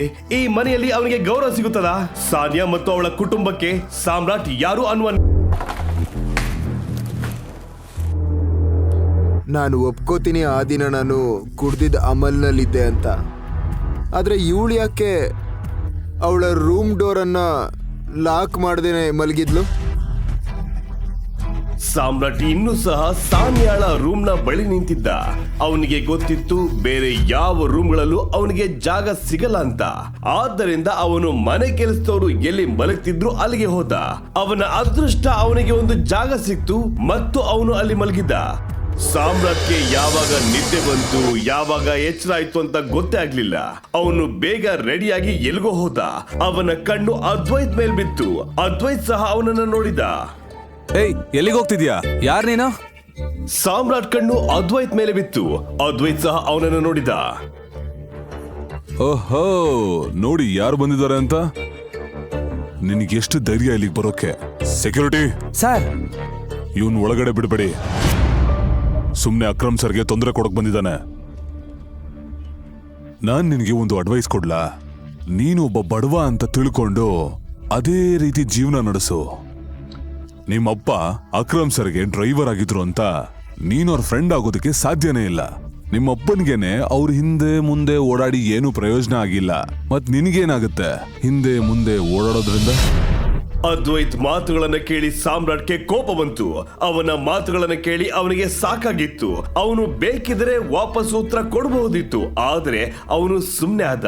ಅವನು ತನ್ನ ಫೋನ್ ತೆಗೆದು ಅಕ್ರಮ್ಗೆ ಕಾಲ್ ಮಾಡಲು ತಯಾರಾದ. ಅಷ್ಟರಲ್ಲಿ ನೀವೇನ್ ಮಾಡ್ತಾ ಇದ್ದೀರಾ? ಇವನು ನನ್ ಜೊತೆ ಇದ್ದಾನೆ. ನೀನೇನಾದ್ರೂ ಹೇಳ್ಬೇಕಾ ಇಲ್ವಾ? ಮತ್ತೆ ಇಲ್ಲಿಂದ ಹೋಗು, ನೀವು ನನ್ ಜೊತೆ ಬನ್ನಿ. ಅದ್ವೈತ್ಗೆ ಇದನ್ನ ನೋಡಿ ಶಾಕ್ ಆಯ್ತು. ಸಾಮ್ರಾಟ್ ಇವತ್ತು ಮತ್ತೆ ಪಾರ್ಟಿಯಲ್ಲೂ ಏನ್ ಮಾಡಿದ್ದ? ಅಕ್ರಮ್ ನಿನಗೆ ಹೇಳಿದ್ನ ನಾನೇನಕ್ ಬಂದೆ ಅಂತ? ಈ ಮಾತನ್ನ ಕೇಳಿ ಜೆನ್ನಿಗೆ ಶಾಕ್ ಆಯ್ತು. ಕೆಲಸ ಕೇಳಲು ಬಂದಿದ್ದವನು ಅಕ್ರಮ್ ಸರ್ ಅನ್ನ ಏಕವಚನದಲ್ಲಿ ಕರೆಯುತ್ತಿದ್ದ. ಜೆನ್ನಿ ಇದಕ್ಕೆ ಏನು ಉತ್ತರ ನೀಡಲಿಲ್ಲ. ನೀನು ನನ್ನ ಪ್ರಶ್ನೆಗೆ ಉತ್ತರ ಕೊಡ್ಲಿಲ್ಲ. ಜೆನ್ನಿ ರಿಯಾಕ್ಷನ್ ನೋಡಿ ಸಾಮ್ರಾಟ್ಗೆ ಗೊತ್ತಾಯ್ತು ಅವಳಿಗೆ ಅವನು ಇಷ್ಟ ಆಗಿಲ್ಲ ಅಂತ. ಅಷ್ಟರಲ್ಲಿ ಜೆನ್ನಿ ಸಾಮ್ರಾಟ್ಗೆ ಒಂದು ಪೇಪರ್ ಅನ್ನು ಕೊಟ್ಟಳು. ಆ ಪೇಪರ್ ಅಲ್ಲಿ ಸಾಮ್ರಾಟ್ ಯಾವ ಯಾವ ಕೆಲಸ ಮಾಡಬಹುದು ಅಂತ ಇತ್ತು. ಅದರಲ್ಲಿ ಸಾಮ್ರಾಟ್ ಯಾವ ಕೆಲಸ ಬೇಕಾದ್ರೂ ಚೂಸ್ ಮಾಡಿಕೊಳ್ಳಬಹುದಿತ್ತು ಅಂತ ಅಕ್ರಮ್ ಸರ್ ಹೇಳಿದ್ರು. ಇದರಲ್ಲಿ ಸ್ಟಾರ್ಸ್ ಯಾಕಿದಾವೆ? ಆ ಪೊಸಿಷನ್ಗಳಲ್ಲಿ ಈಗಾಗಲೇ ಕೆಲಸ ಮಾಡ್ತಾ ಇದ್ದಾರೆ, ಅವು ಖಾಲಿ ಇಲ್ಲ. ನಿನಗೆ ಕಾಫಿ ಬೇಕಾ ಅಥವಾ ಟೀನಾ? ಮ್ಯಾನೇಜರ್. ನನಗೆ ಮ್ಯಾನೇಜರ್ ಪೋಸ್ಟ್ ಬೇಕು. ಆದರೆ ಮ್ಯಾನೇಜರ್ ಪೋಸ್ಟ್ಗೂ ಸ್ಟಾರ್ ಇದೆ. ಗೊತ್ತಿದೆ. ಹಾಗಿದ್ರೆ ಈಗಾಗ್ಲೇ ಯಾರೋ ಕೆಲಸ ಮಾಡ್ತಾ ಇದ್ರೆ ನೀನ್ ಹೇಗ್ ಮ್ಯಾನೇಜರ್ ಆಗ್ತೀಯಾ? ನೀನು ಆ ಎಂಪ್ಲಾಯಿನ ಕೆಲ್ಸದಿಂದ ವಜಾಗೊಳಿಸ್ಬೇಕು ಅನ್ಕೊಂಡಿದ್ಯಾ? ನಾನು ಆ ರೀತಿ ಏನು ಹೇಳಲಿಲ್ಲ. ನೀನು ನಂಗೆ ಹೇಳು, ಈ ಲಿಸ್ಟ್ ಅನ್ನ ಯಾರು ಮಾಡಿದ್ದು ಅಂತ. ನೀನೇ ತಾನೆ? ಹೌದು, ಆದ್ರೆ ಜೆನ್ನಿ ನೋಡು, ಇದರಲ್ಲಿ ನನ್ನ ತಪ್ಪು ಏನೂ ಇಲ್ಲ. ನೀನು ನಂಗೆ ಲಿಸ್ಟ್ ಕೊಟ್ಟೆ, ನಾನು ನನಗ್ ಬೇಕಾದ ಕೆಲಸನ ಚೂಸ್ ಮಾಡ್ಕೊಂಡೆ. ಮುಂದೆ ಏನ್ ಮಾಡ್ಬೇಕು ಅನ್ನೋದನ್ನ ನೀನು. ಸಾಮ್ರಾಟ್ಗೆ ಏನ್ ಬೇಕು ಅಂತ ಅವನಿಗೆ ಚೆನ್ನಾಗಿ ಗೊತ್ತಿತ್ತು. ಆ ಕಂಪನಿ ಸ್ವತಃ ಅವನದೇ. ಆದಷ್ಟು ಬೇಗ ಇದನ್ನ ಹ್ಯಾಂಡಲ್ ಮಾಡಬೇಕು ಅನ್ಕೊಂಡಿದ್ದ. ಸರಿ ಮಿಸ್ಟರ್ ಸಾಮ್ರಾಟ್, ನಿಮ್ಮಿಂದ ನನಗೆ ಒಂದಷ್ಟು ಇನ್ಫಾರ್ಮೇಶನ್ ಬೇಕು. ನಾಳೆಯಿಂದ ನಿಮ್ಮ ಆಫೀಸ್ ಶುರುವಾಗುತ್ತೆ. ಪರ್ಫೆಕ್ಟ್, ಧನ್ಯವಾದಗಳು.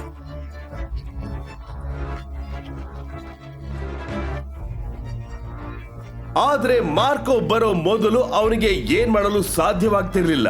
ಸಾನ್ಯಾಳ ಅಪ್ಪ ಅಮ್ಮನ ಮುಂದೆ ಶಬಾಷ್ ಅನಿಸಿಕೊಳ್ಳಲು ಅವನು ಈ ಕೆಲಸ ಮಾಡಲು ಒಪ್ಪಿದ್ದ. ಈಗಲೂ ಸಹ ತಿಳಿದಿರಲಿಲ್ಲ ಸಾಮ್ರಾಟ್ ಇಲ್ಲಿಗೆ ಏಕೆ ಬಂದಿದ್ದ ಅಂತ. ಸಾಮ್ರಾಟ್ಗೆ ಗೊತ್ತಿತ್ತು ನಾಳೆಯಿಂದ ಕೆಲಸಕ್ಕೆ ಹೋಗಲು ಅವನಿಗೆ ಹೊಸ ಬಟ್ಟೆ ಬೇಕು ಅಂತ. ಬಟ್ಟೆ ಜೊತೆ ಅವನಿಗೆ ಅವನ ಫೋನ್ ಸಹ ಚೇಂಜ್ ಮಾಡಬೇಕಿತ್ತು. ಅಕ್ರಮ್ ಕೊಟ್ಟಿದ್ದಕ್ಕೆ ಅವನ ಜೇಬ್ನಲ್ಲೇ ಇತ್ತು. ಸಾನ್ಯಾ ಅವರ ಮನೆಯವರಿಗೆ ಮತ್ತು ಶ್ರೀಕಂಠದತ್ತರಿಗೆ ಬುದ್ಧಿ ಕಲಿಸ್ಬೇಕಂದ್ರೆ ಅವನು ಆ ಮನೆಯಲ್ಲಿ ನೌಕರರ ಜೊತೆ ಇರ್ಬೇಕಿತ್ತು. ಅವನು ಈ ಜಗತ್ತಿನ ಬೆಸ್ಟ್ ಅಳಿ ಅಂತ ಪ್ರೂವ್ ಮಾಡಬೇಕು ಅನ್ಕೊಂಡಿದ್ದ. ಮರುದಿನ ಸಾಮ್ರಾಟ್ ಬ್ಯಾಂಕಿಗೆ ಬಂದ.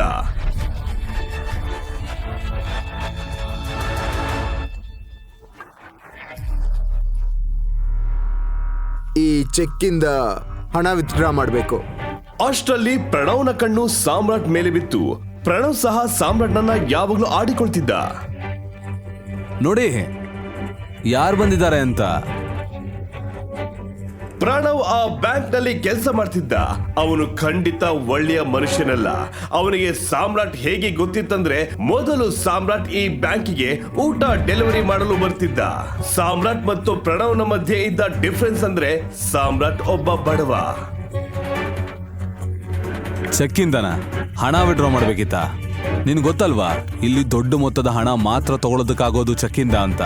ಈ ಚೆಕ್ ಮೊತ್ತ ಸಹ ದೊಡ್ಡದು ಅನ್ಸುತ್ತೆ. ನಿಮ್ಮಿಂದ ಆಗಲ್ಲ, ಅದಕ್ಕೆ ನಾನು ಮ್ಯಾನೇಜರ್ನ ನೋಡ್ಬೇಕು. ಅದ್ರ ಅವಶ್ಯಕತೆ ಇಲ್ಲ, ಚೆಕ್ ಕೊಡು. ಪ್ರಣವ್ ಅದನ್ನು ನೋಡದೆ ಎಲ್ಲರ ಮುಂದೆ ಅದನ್ನ ಹರಿದು ಹಾಕಿದ. ಅಯ್ಯೋ, ಹುಚ್ಚಿಡ್ದಿದ್ಯಾ ನಿನ್ಗೆ? ಏನ್ ಮಾಡ್ದೆ ನೀನು? ಸೆಕ್ಯೂರಿಟಿ, ಇವನನ್ನ ಇಲ್ಲಿಂದ ಹೊರಗಾಕಿ. ನಕಲಿ ಚೆಕ್ ತಗೊಂಡ್ ಬಂದು ಬ್ಯಾಂಕ್ ಅವ್ರಿಗೆ ಮೋಸ ಮಾಡ್ಬೇಕು ಅನ್ಕೊಂಡಿದ್ಯಾ? ಪೊಲೀಸ್ ಅವ್ರನ್ನ ಕರೆಸಿ ಈಗ್ಲೇ ನಿನ್ನನ್ನು ಅರೆಸ್ಟ್ ಮಾಡಿಸ್ತೀನಿ. ಪ್ರಣವ್ ಮತ್ತು ಉಳಿದವರಿಗೆ ಸಾಮ್ರಾಟ್ ಈ ಸ್ಥಿತಿ ನೋಡಿ ನಗು ಬಂತು. ಇಲ್ಲೇನಾಗ್ತಿದೆ? ಈ ಧ್ವನಿ ಮತ್ತಾರದು ಅಲ್ಲ, ಅದು ಬಾಲರಾಜ್ನ ಧ್ವನಿ. ಬಾಲರಾಜ್ ನೋಡುತ್ತಲೇ ಅವನು ಸಾಮ್ರಾಟ್ ಅಂತ ಗೊತ್ತಾಯ್ತು. ಬಾಲರಾಜ್ನ ನೋಡಿ ಸಾಮ್ರಾಟ್ಗೆ ಖುಷಿ ಆಯ್ತು. ಇವಾಗ ಅವನಿಗೆ ಯಾರು ಏನ್ ಮಾಡಲು ಸಾಧ್ಯವಿಲ್ಲ. ಸಾರಿ ಸರ್, ನನ್ಗೆ ಗೊತ್ತಿರ್ಲಿಲ್ಲ ನೀವಿಲ್ಲಿಗೆ ಇವಾಗ ಬರ್ತೀರಾ ಅಂತ. ಈ ವ್ಯಕ್ತಿ ಫ್ರಾಡ್ ಮಾಡೋದ್ರಿಂದ ತಪ್ಪಿಸ್ತಿದ್ದೆ. ಅವನನ್ನು ಬಿಡಿ.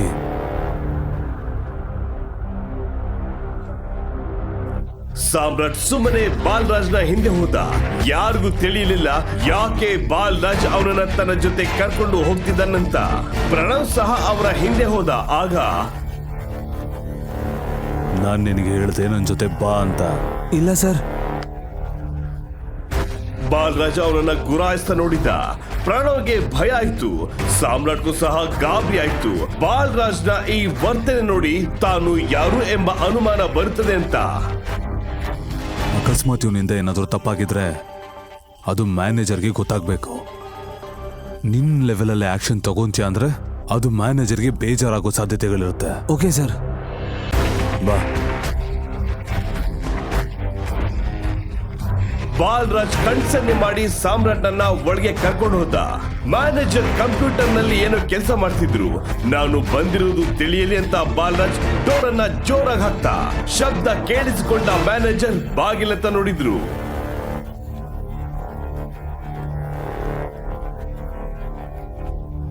ಬಾಲರಾಜ್ ಸರ್, ನೀವಿಲ್ಲಿ? ನನಗ್ ಫೋನ್ ಮಾಡಿದ್ರೆ ನಾನೇ ಬರ್ತಿದ್ದೆ. ಕೂತ್ಕೊಳ್ಳಿ. ಹೇಳಿ, ಬಂದ್ ವಿಷಯ? ಹೇಳ್ಬೇಕು ಅಂದ್ರೆ ನಾನು ಏನೋ ಕೆಲ್ಸದ ಮೇಲೆ ಬಂದಿದ್ದೆ. ಆದ್ರೆ ಹೊರಗಡೆ ತಮಾಷೆ ನೋಡ್ದೆ, ಅದಕ್ಕೆ ಅನ್ಕೊಂಡೆ ಅದ್ರ ಬಗ್ಗೆ ನಿನ್ ಜೊತೆ ಫಸ್ಟ್ ಮಾತಾಡೋಣ ಅಂತ. ಹೇಳಿ. ನಿಮಗೆ ಗೊತ್ತಾ ಈ ವ್ಯಕ್ತಿ ಯಾರು ಅಂತ? ಮ್ಯಾನೇಜರ್ ಕಣ್ಣು ಸಾಮ್ರಾಟ್ ಮುಖದಿಂದ ಕೈ ಮೇಲೆ ಬಿತ್ತು ಮತ್ತು ಆ ಉಂಗುರದ ಮೇಲೆ ಯಾವಾಗ ಆ ಉಂಗುರದ ಮೇಲಿನ ಗುರುತನ್ನ ನೋಡಿದ್ರೋ ಮ್ಯಾನೇಜರ್ಗೆ ಶಾಕ್ ಆಯ್ತು. ಅಯ್ಯೋ ದೇವ್ರೆ, ಇವರು ಟೈಗರ್. ಇವನ್ಯಾರು? ಇವನು ಆ ತಂಡದ ಕೊನೆ ಸದಸ್ಯ. ಯಾವ ಟೀಮ್ಗೆ ನೀನು ಕ್ಯಾಪ್ಟನ್ ಆಗಿದ್ಯಲ್ಲ ಟೈಗರ್. ಕ್ಷಮಿಸಿ, ದಯವಿಟ್ಟು ಕ್ಷಮಿಸಿ. ಟೈಗರ್, ನೀವು ಇಷ್ಟು ದಿನದಿಂದ ಇಲ್ಲಿದ್ದೀರಾ. ನಾನು ನಿಮ್ಗಾಗಿ ಏನ್ ಮಾಡ್ಬೇಕು? ಅದ್ರ ಅವಶ್ಯಕತೆ ಇಲ್ಲ. ಒಂದ್ ವಿಷಯ ನೆನ್ಪಿಟ್ಕೋ, ನಿನ್ನ ಬಿಟ್ಟು ಅವ್ರನ್ನ ಬಿಟ್ಟು ನಾನು ಟೈಗರ್ ಅಂತ ಯಾರಿಗೂ ಗೊತ್ತಾಗ್ಬಾರ್ದು, ಆಯ್ತು?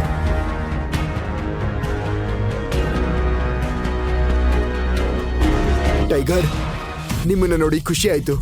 ನೀವಿಲ್ಲಿದ್ದೀರಾ ಅಂದ್ರೆ ನಮ್ಮನ್ನ ನಮ್ಮ ಕಷ್ಟದಿಂದ ಹೊರಗೆ ತರ್ತೀರಾ. ಅದನ್ನವರು ಮಾಡ್ತಾರೆ. ಎಲ್ಲದಕ್ಕಿಂತ ಮೊದಲು ಇಲ್ಲಿ ಕೆಲಸ ಮಾಡೋರ್ಗೆ ನೀನು ಪಾಠ ಕಲಿಸ್ಬೇಕು, ಇಲ್ಲ ಅಂದ್ರೆ ನಾನು ನನ್ನ ರೀತಿಲಿ ಹೇಳ್ಬೇಕಾಗತ್ತೆ. ಅದು ಹೇಗಿರುತ್ತೆ ಅಂತ ನಿನಗೆ ಗೊತ್ತು. ಏನಾಯ್ತು? ಅವ್ರು ಏನ್ ಮಾಡಿದ್ರು? ಸಾಮ್ರಾಟ್ ಜೊತೆ ಏನಾಯ್ತು ಅಂತ ಬಾಲರಾಜ್ ಮ್ಯಾನೇಜರ್ಗೆ ಹೇಳಿದ್ರು. ಇದನ್ನ ಕೇಳಿ ಮ್ಯಾನೇಜರ್ಗೆ ಕೋಪ ಬಂತು.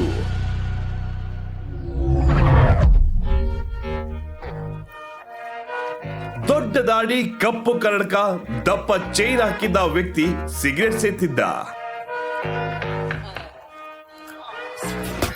ಈಗಷ್ಟೇ ಸುದ್ದಿ ಬಂದಿದೆ, ಟೈಗರ್ ಹಿಂತಿರುಗಿದ್ದಾನೆ. ನೀವ್ ಹೇಳಿದ್ರೆ. ಈಗ ಬೇಡ, ಈಗ ಜಸ್ಟ್ ಬಂದಿದ್ದಾನೆ, ಸ್ವಲ್ಪ ಮೆರೀಲಿ, ಆಮೇಲೆ ಮತ್ತೆ ಏನು ಮಾಡ್ಬೇಡ.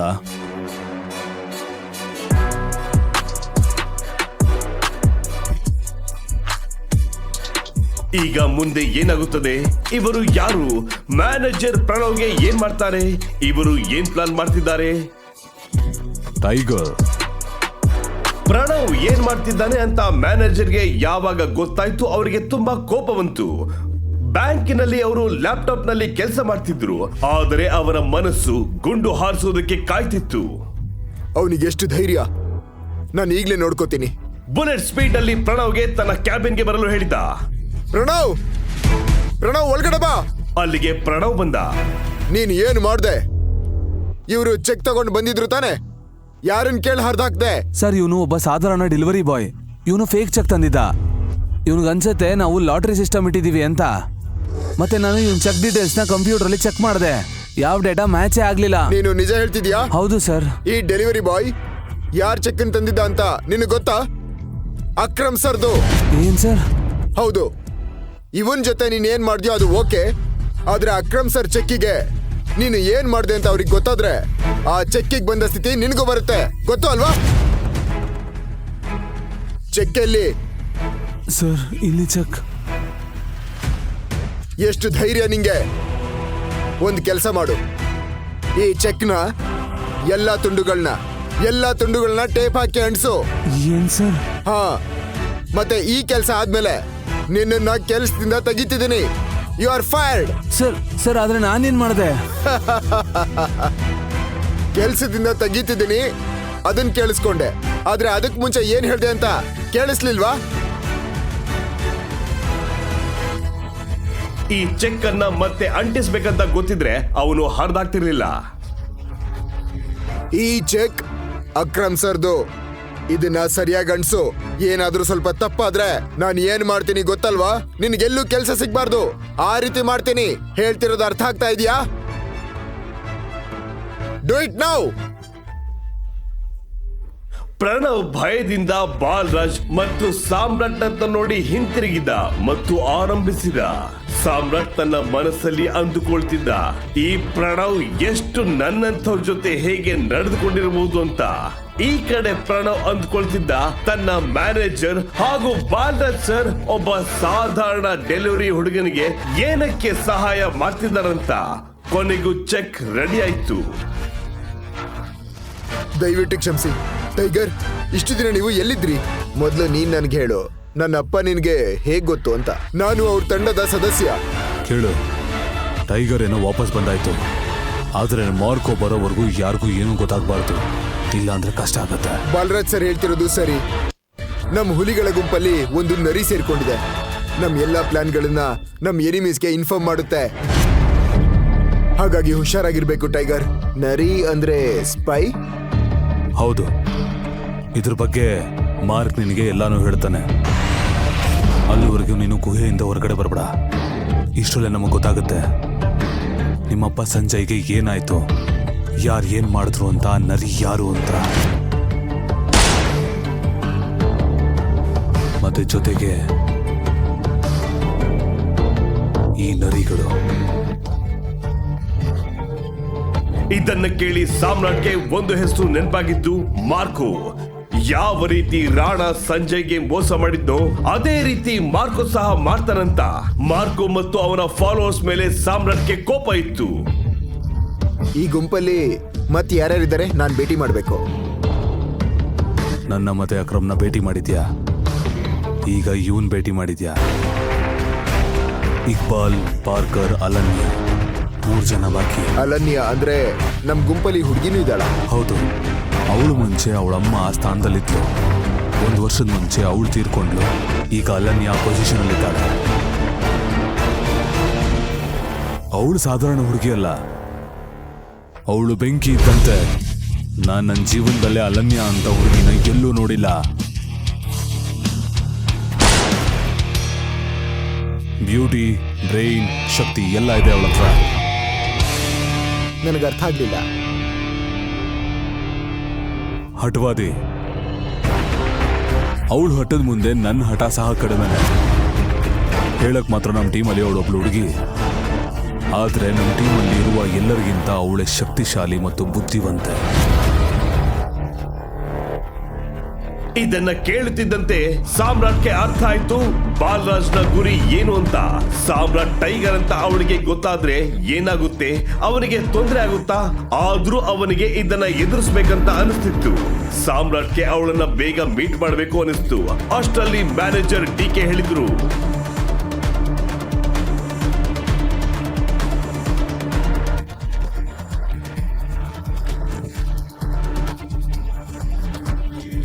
ಆದಷ್ಟು ಬೇಗ ಅವಳನ್ನ ಮೀಟ್ ಮಾಡ್ಬೋದು, ಆದ್ರೆ ಅವಳು ಮೀಟ್ ಮಾಡಕ್ ಬಯಸ್ತಾಳ ಗೊತ್ತಿಲ್ಲ.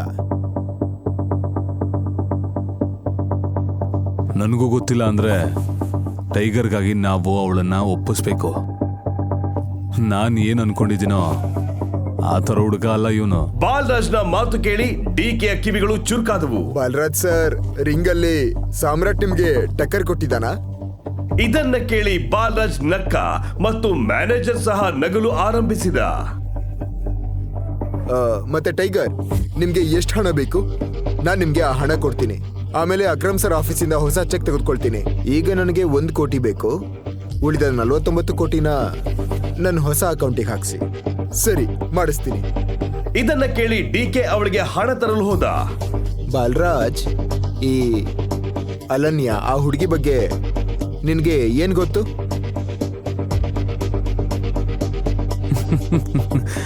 ಅವಳ ಬಗ್ಗೆ ನನಗೆಲ್ಲ ಗೊತ್ತು, ಆದ್ರೆ ಆ ಥರ ಅಲ್ಲ. ಅಲ್ಲ, ಆ ರೀತಿ ಅಲ್ಲ. ಬಾಲರಾಜ್, ನಿನ್ಗೆ ಗೊತ್ತು ಏನು ಅಂತ? ಗೊತ್ತು. ಒಂದು ಮಾತು, ಅವಳಿಗೆ ಕೋಪ ಬರ್ಸ್ಬೇಡ ಅಷ್ಟೇ. ಮತ್ತೆ ಯಾವುದೇ ಕಾರಣಕ್ಕೂ ಅವಳ ಹಿಂದೆ ಪಪ್ಪಿ ಅಂತೆ ಹೋಗ್ಬೇಡ. ಜೋಕ್ ಮಾತ್ರ ಹೇಳಲೇಬೇಡ.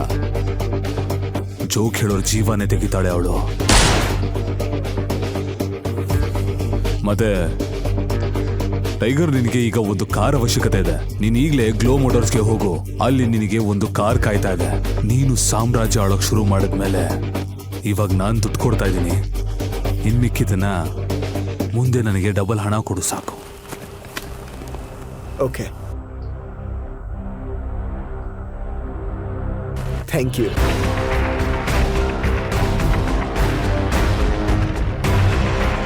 ಅವನು ಬ್ಯಾಂಕಿನಿಂದ ಹಣ ತೆಗೆದುಕೊಂಡು ಹೋದ. ಹೋಗುವ ಬರದಲ್ಲಿ ಯಾವ ಕಾರ್ ಬುಕ್ ಆಗಿದೆ ಅಂತ ಕೇಳಲಿಲ್ಲ.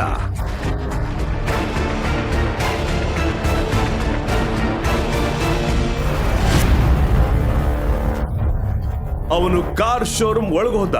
ಅಲ್ಲಿ ಮ್ಯಾನೇಜರ್ ಯಾರಿಗಾಗೋ ಕಾಯ್ತಿದ್ರು. ಮಿಸ್ಟರ್ ಸಾಮ್ರಾಟ್? ಹಾ, ನಾನೇ Samrat. Hi sir, please come, let's go. ಸ್ವಲ್ಪ ಸಮಯದ ನಂತರ ಸಾಮ್ರಾಟ್ನನ್ನ ಒಂದು ಗ್ಯಾರೇಜ್ಗೆ ಕರ್ಕೊಂಡು ಬಂದ. ಸರ್, ಇದೇ ಕಾರು. ನಾನು ಪೇಪರ್ಸ್ ರೆಡಿ ಮಾಡ್ತೀನಿ, ನೀವು ಕಾರ್ ನೋಡಿ. ಅದು ತುಂಬಾ ದುಬಾರಿ ಕಾರು. ಆದರೆ ಯಾರಿಗೂ ಅನುಮಾನ ಬರಬಾರ್ದಂತ ಅದನ್ನ ಈ ರೀತಿಯಾಗಿ ರೆಡಿ ಮಾಡಿಸಿದ ಬಾಲರಾಜ್. ಕಾರನ್ನ ನೋಡಿ ಸಾಮ್ರಾಟ್ಗೆ ತುಂಬಾ ಖುಷಿ ಆಯ್ತು.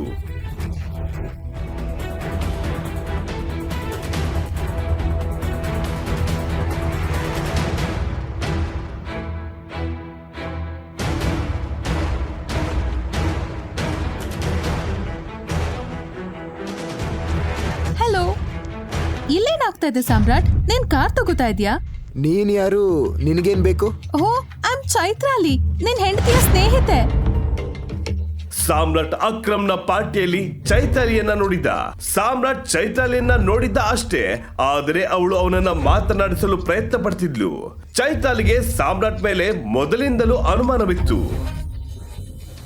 ಈ ಪ್ರಶ್ನೆನ ನಾನ್ ನಿನಗ್ ಕೇಳ್ಬೇಕು. ನೀನ್ ಹೇಗ್ ಕಾರನ್ನ ಪರ್ಚೇಸ್ ಮಾಡ್ಬಲ್ಲೆ? ಸಾನ್ಯಾ ನನ್ನ ಹತ್ರ ಹೇಳಿದ್ಲು ನಿನ್ ಹತ್ರ ಹಣ ಇಲ್ಲ ಅಂತ. ಹೌದು, ನನಗಲ್ಲ, ನನ್ನ ಬಾಸ್ಗಾಗಿ ತಗೊಳ್ತಿದ್ದೆ. ಚೈತ್ರಾಲಿ ಅವನನ್ನ ಒಂದು ಕ್ಷಣ ನೋಡಿ ಹೇಳಿದ್ಲು. ಹೌದಾ? ನೀನ್ ಸುಳ್ಳು ಹೇಳ್ತಾ ಇಲ್ಲ ಅಲ್ವಾ? ನಾನ್ ಯಾಕೆ ಸುಳ್ಳು ಹೇಳಿ? ಗೊತ್ತಿಲ್ಲ, ಒಂದ್ ಕೆಲ್ಸ ಮಾಡ್ತೀನಿ, ಸಾನ್ಯಾಗೆ ಹೇಳ್ತೀನಿ. ನಿನ್ನ ಅವಳು ಕಾರ್ನಲ್ಲಿ ನೋಡಿದ್ರೆ ಅವಳಿಗೆ ಖುಷಿ ಆಗತ್ತೆ. ಇಲ್ಲ ಇಲ್ಲ, ಅವಳು ಇಲ್ಲಿಗೆ ಬರೋದೇನಕ್ಕೆ? ಅವಳಿಗೆ ಯಾಕೆ ಸುಮ್ಮನೆ ತೊಂದ್ರೆ? ನೀನ್ ಹೇಳು, ನಿಂಗೇನಾದ್ರೂ ಸಹಾಯ ಬೇಕಾ?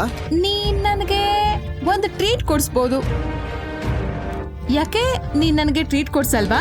ನೋಡು, ನಾನು ನಿನ್ನ ವೈಫ್ನ ಫ್ರೆಂಡ್, ನನಗಿಲ್ಲ ಅಂತ ಹೇಳ್ಬೇಡ. ಸಾಮ್ರಾಟ್ ಏನು ಹೇಳೋದಕ್ಕೂ ಮೊದಲೇ ಚೈತ್ರಾಲಿ ಕಾರ್ನ ಪ್ಯಾಸೆಂಜರ್ ಸೀಟ್ ನಲ್ಲಿ ಹೋಗಿ ಕುಳಿತುಕೊಂಡಳು. ಅಷ್ಟರಲ್ಲಿ ಮ್ಯಾನೇಜರ್ ಪೇಪರ್ಸ್ ಅನ್ನ ತೆಗೆದುಕೊಂಡು ಬಂದರು ಮತ್ತು ಸಾಮ್ರಾಟ್ ಅದರಲ್ಲಿ ಸಹಿ ಹಾಕಿದ.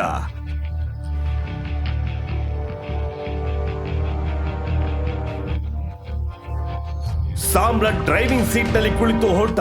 ಅವನಿಗೆ ಗೊತ್ತಿತ್ತು ಚೈತ್ರಾಲಿ ಒಬ್ಬ ಶ್ರೀಮಂತರ ಮಗಳು ಅಂತ. ಸಾಮ್ರಾಟ್ ಅವಳನ್ನ ಅಕ್ರಮ್ ಅವರ ಹೋಟೆಲ್ಗೆ ಕರ್ಕೊಂಡು ಹೋಗಲು ನಿರ್ಧರಿಸಿದ. ಚೈತ್ರಾಲಿ ರಸ್ತೆ ಉದ್ದಕ್ಕೂ ಸಾಮ್ರಾಟ್ ಅನ್ನೇ ನೋಡ್ತಿದ್ಲು. ಸಾಮ್ರಾಟ್ಗೆ ಗೊತ್ತಿರಲಿಲ್ಲ ಅವಳಿಗೆ ಏನ್ ಬೇಕು ಅಂತ. ಅಷ್ಟರಲ್ಲಿ ಹೋಟೆಲ್ ಬಂತು. ಬಿಸ್ನೆಸ್ ಅಲ್ಲಿ ಅಕ್ರಮ್ ಯಾರ ಮಾತನ್ನು ಕೇಳಲ್ಲ, ಗೊತ್ತಾಯ್ತಾ? ಸರಿ, ನಾನು ಆಮೇಲೆ ಕಾಲ್ ಮಾಡ್ತೀನಿ. ಟೈಗರ್. ಸಾಮ್ರಾಟ್ನ ಫೋನ್ ರಿಂಗ್ ಆಯ್ತು. ಅದು ಅಕ್ರಮ್ನ ಫೋನ್. ಅಕ್ರಮ್. ಹೆಲೋ ಟೈಗರ್, ಏನಾಯ್ತು? ನನ್ನ ಆಫೀಸ್ ಹತ್ರ ನಿನ್ ಕಾರ್ ಬರೋದನ್ನ ನೋಡ್ದೆ. ಏನಾದ್ರೂ ಸಮಸ್ಯೆನಾ? ಎಲ್ಲ ಓಕೆನಾ? ಹಾ ಹೌದು, ಅದು ಹೋಟೆಲಲ್ಲಿ ಯಾರ ಜೊತೆಗೋ ಲಂಚಿಗೆ ಬಂದಿದ್ದೆ ನಾನು. ಹೌದೌದು, ಗೊತ್ತಾಯ್ತು. ನೀನ್ ಮೊದಲು ಈ ಕೆಲಸ ಮಾಡು, ನನ್ನ ಆಫೀಸಿಗೆ ಬಾ. ನಾನು ನಿಂಗೆ ನನ್ನ VIP ಕಾರ್ಡ್ ಕೊಡ್ತೀನಿ. ನಿಮ್ಮಿಬ್ರಿಗೂ VIP ಟ್ರೀಟ್ಮೆಂಟ್ ಸಿಗುತ್ತೆ. ಏನಾಯ್ತು? ಹೋಗೋಣವಾ? ನೀನು ಇಲ್ಲೇ ಇರು, ನಂಗೊಂದು ಇಂಪಾರ್ಟೆಂಟ್ ಕೆಲಸ ಇದೆ, ಮುಗಿಸ್ಕೊಂಡು ಬರ್ತೀನಿ. ಅವನು ಮೇಲೆ ಹೋಗ್ತಿರೋದನ್ನ ಚೈತ್ರಾಲಿ ನೋಡ್ತಿದ್ಲು. ಅವಳಿಗೆ ಗೊತ್ತಿತ್ತು ಅದು ಅಕ್ರಮ್ ಶರಣ್ ಆಫೀಸ್ ಅಂತ. ಚೈತ್ರಾಲಿಗೆ ಅನುಮಾನ ಬಂತು, ಅವನು ಯಾಕೆ ಅಲ್ಲಿಗೆ ಹೋಗ್ತಿದ್ದಾನೆ, ಅಕ್ರಮ್ ಸರ್ ಜೊತೆ ಅವನಿಗೆ ಏನ್ ಕೆಲಸ ಅಂತ. ಮುಂದೆ ಏನಾಗುತ್ತದೆ? ಚೈತ್ರಾಲಿಗೆ ಸಾಮ್ರಾಟ್ ಯಾರು ಅಂತ ಗೊತ್ತಾಗುತ್ತದ? ಅಕ್ರಮ್ ಸಾಮ್ರಾಟ್ ನನ್ನ ಮೇಲೆ ಬರಲು ಯಾಕೆ ಹೇಳಿದ? ಹೋಗೋಣವಾ? ಇಬ್ಬರು ಹೋಟೆಲ್ ಒಳಗೆ ಹೋದ್ರು ಮತ್ತು ಒಂದು ಟೇಬಲ್ ನಲ್ಲಿ ಕುಳಿತರು. ಅವನು ಬೇಕಂತಲೇ ಚೈತ್ರಾಲಿ ಅಂತ ಅಷ್ಟು ನೋಡ್ತಿರ್ಲಿಲ್ಲ.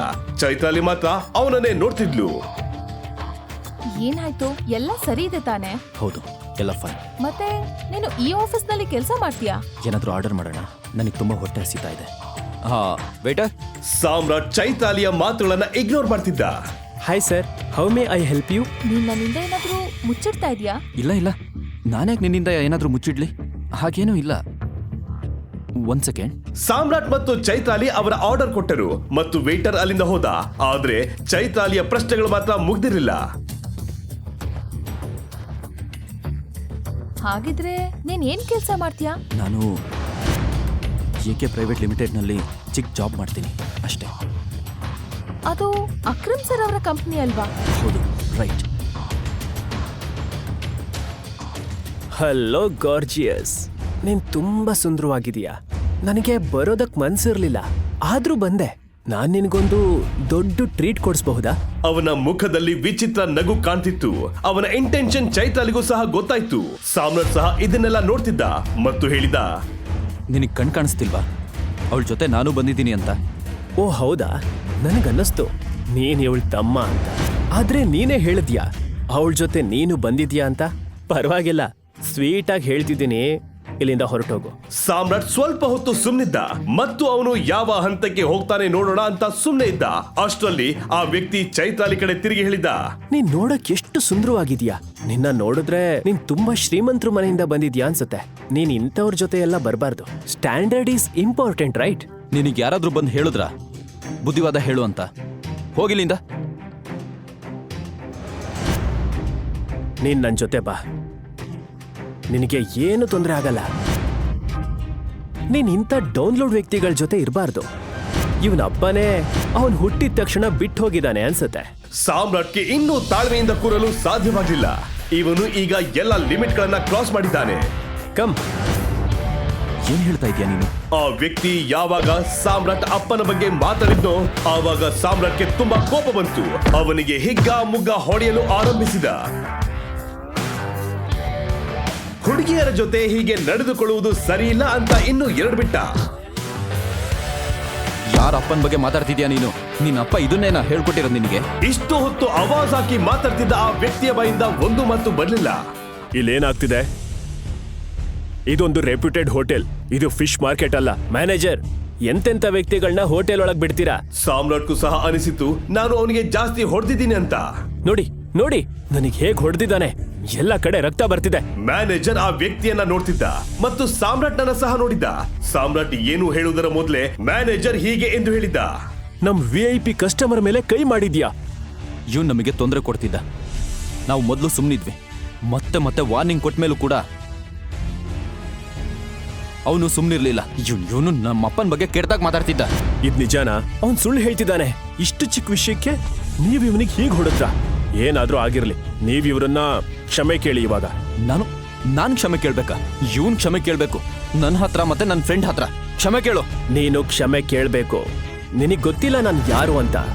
ನೀನ್ ಕ್ಷಮೆ ಕೇಳಲಿಲ್ಲ ಅಂದ್ರೆ ನಿನ್ನ ಈ ಹೋಟೆಲಿಂದ ಹೋಗಕ್ ಬಿಡಲ್ಲ. ಪರಿಸ್ಥಿತಿ ಕೈ ಮೀರಿ ಹೋಗ್ತಿತ್ತು. ಮತ್ತೆ ಇನ್ನೇನಾದ್ರೂ ಆಗೋಷ್ಟರಲ್ಲಿ ಚೈತಾಲಿ ಹೇಳಿದ್ಲು, ನಿಜ ಹೇಳ್ಬೇಕಂದ್ರೆ ಇದ್ರಲ್ಲಿ ಸಾಮ್ರಾಟ್ದು ಏನು ತಪ್ಪಿಲ್ಲ. ಈ ವ್ಯಕ್ತಿ ಬಂದು ನನಗೆ ತೊಂದರೆ ಕೊಡ್ತಿದ್ದ. ನಾನು ಮತ್ತು ಸಾಮ್ರಾಟ್ ಇಲ್ಲಿ ಲಂಚ್ ಮಾಡಲು ಬಂದಿದ್ವಿ. ಏನೇ ಇರ್ಲಿ ಮೇಡಮ್, ಕ್ಷಮೆ ಕೇಳ್ಬೇಕು. ಸಾಮ್ರಾಟ್ಗೆ ಗೊತ್ತಿತ್ತು ಮ್ಯಾನೇಜರ್ ಯಾಕೆ ಈ ರೀತಿ ಮಾತಾಡ್ತಾ ಇದ್ದಾರೆ ಅಂತ. ಹೇಳ್ಬೇಕಂದ್ರೆ ಮ್ಯಾನೇಜರ್ ಅವರನ್ನ ಬಟ್ಟೆಯಿಂದ ಅಳೆಯುತ್ತಿದ್ದ. ಸಾಮ್ರಾಟ್ಗೆ ಏನ್ ಹೇಳ್ಬೇಕೆಂದು ತೋಚಲಿಲ್ಲ. ಅದಕ್ಕೆ ಅವನು ಅಕ್ರಮ್ ಕೊಟ್ಟ ಕಾರ್ಡನ್ನ ಹೊರತೆಗೆದ ಮತ್ತು ಮ್ಯಾನೇಜರ್ಗೆ ತೋರಿಸ್ದ. ನಿನಗೆ ಗೊತ್ತಾ ಈ ಕಾರ್ಡನ್ನ ನನಗೆ ಯಾರು ಕೊಟ್ಟಿದ್ದು ಅಂತ? ಈ ಕಾರ್ಡಲ್ಲಿರೋ ಹೆಸರನ್ನ ನೋಡಿ ಮತ್ತೆ ಡಿಸೈಡ್ ಮಾಡಿ ಏನ್ ಮಾಡ್ಬೇಕು ಅಂತ. ಮ್ಯಾನೇಜರ್ ಸಾಮ್ರಾಟ್ ಕೊಟ್ಟ ಕಾರ್ಡನ್ನ ನೋಡಿದ್ದ. ಆ ಕಾರ್ಡ್ ಅಲ್ಲಿದ್ದ ಹೆಸರನ್ನ ನೋಡಿ ಮ್ಯಾನೇಜರ್ಗೆ ಶಾಕ್ ಆಯ್ತು. ಸಾಮ್ರಾಟ್ ಹತ್ರ ಅಕ್ರಮ್ ಕೊಟ್ಟ ಕಾರ್ಡ್ ಇತ್ತು ಅಂದ್ರೆ ಅವನು ಅಕ್ರಮ್ ಅವ್ರಿಗೆ ಬೇಕಾದವನು ಅಂತ ಅರ್ಥ. ಏನಾದ್ರೂ ಮಾತಾಡೋ ಮೊದಲು ನಿಮ್ಮ ಅಮ್ಮನ ಹತ್ರ ಹೋಗಿ ಕೇಳು, ಹುಡುಗಿರ ಹತ್ರ ಹೇಗ್ ಮಾತಾಡ್ಬೇಕು ಅಂತ.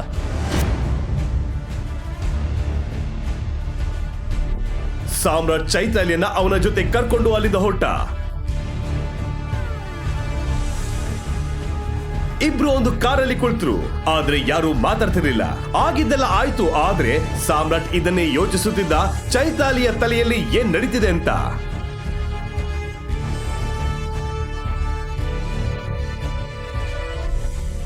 ಅಯ್ಯೋ ಓಕೆ.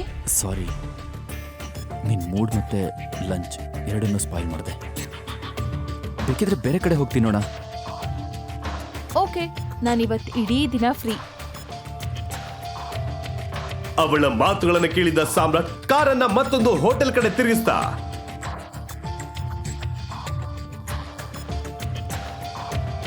ಇಬ್ಬರು ಹೋಟೆಲ್ ತಲುಪಿದರು.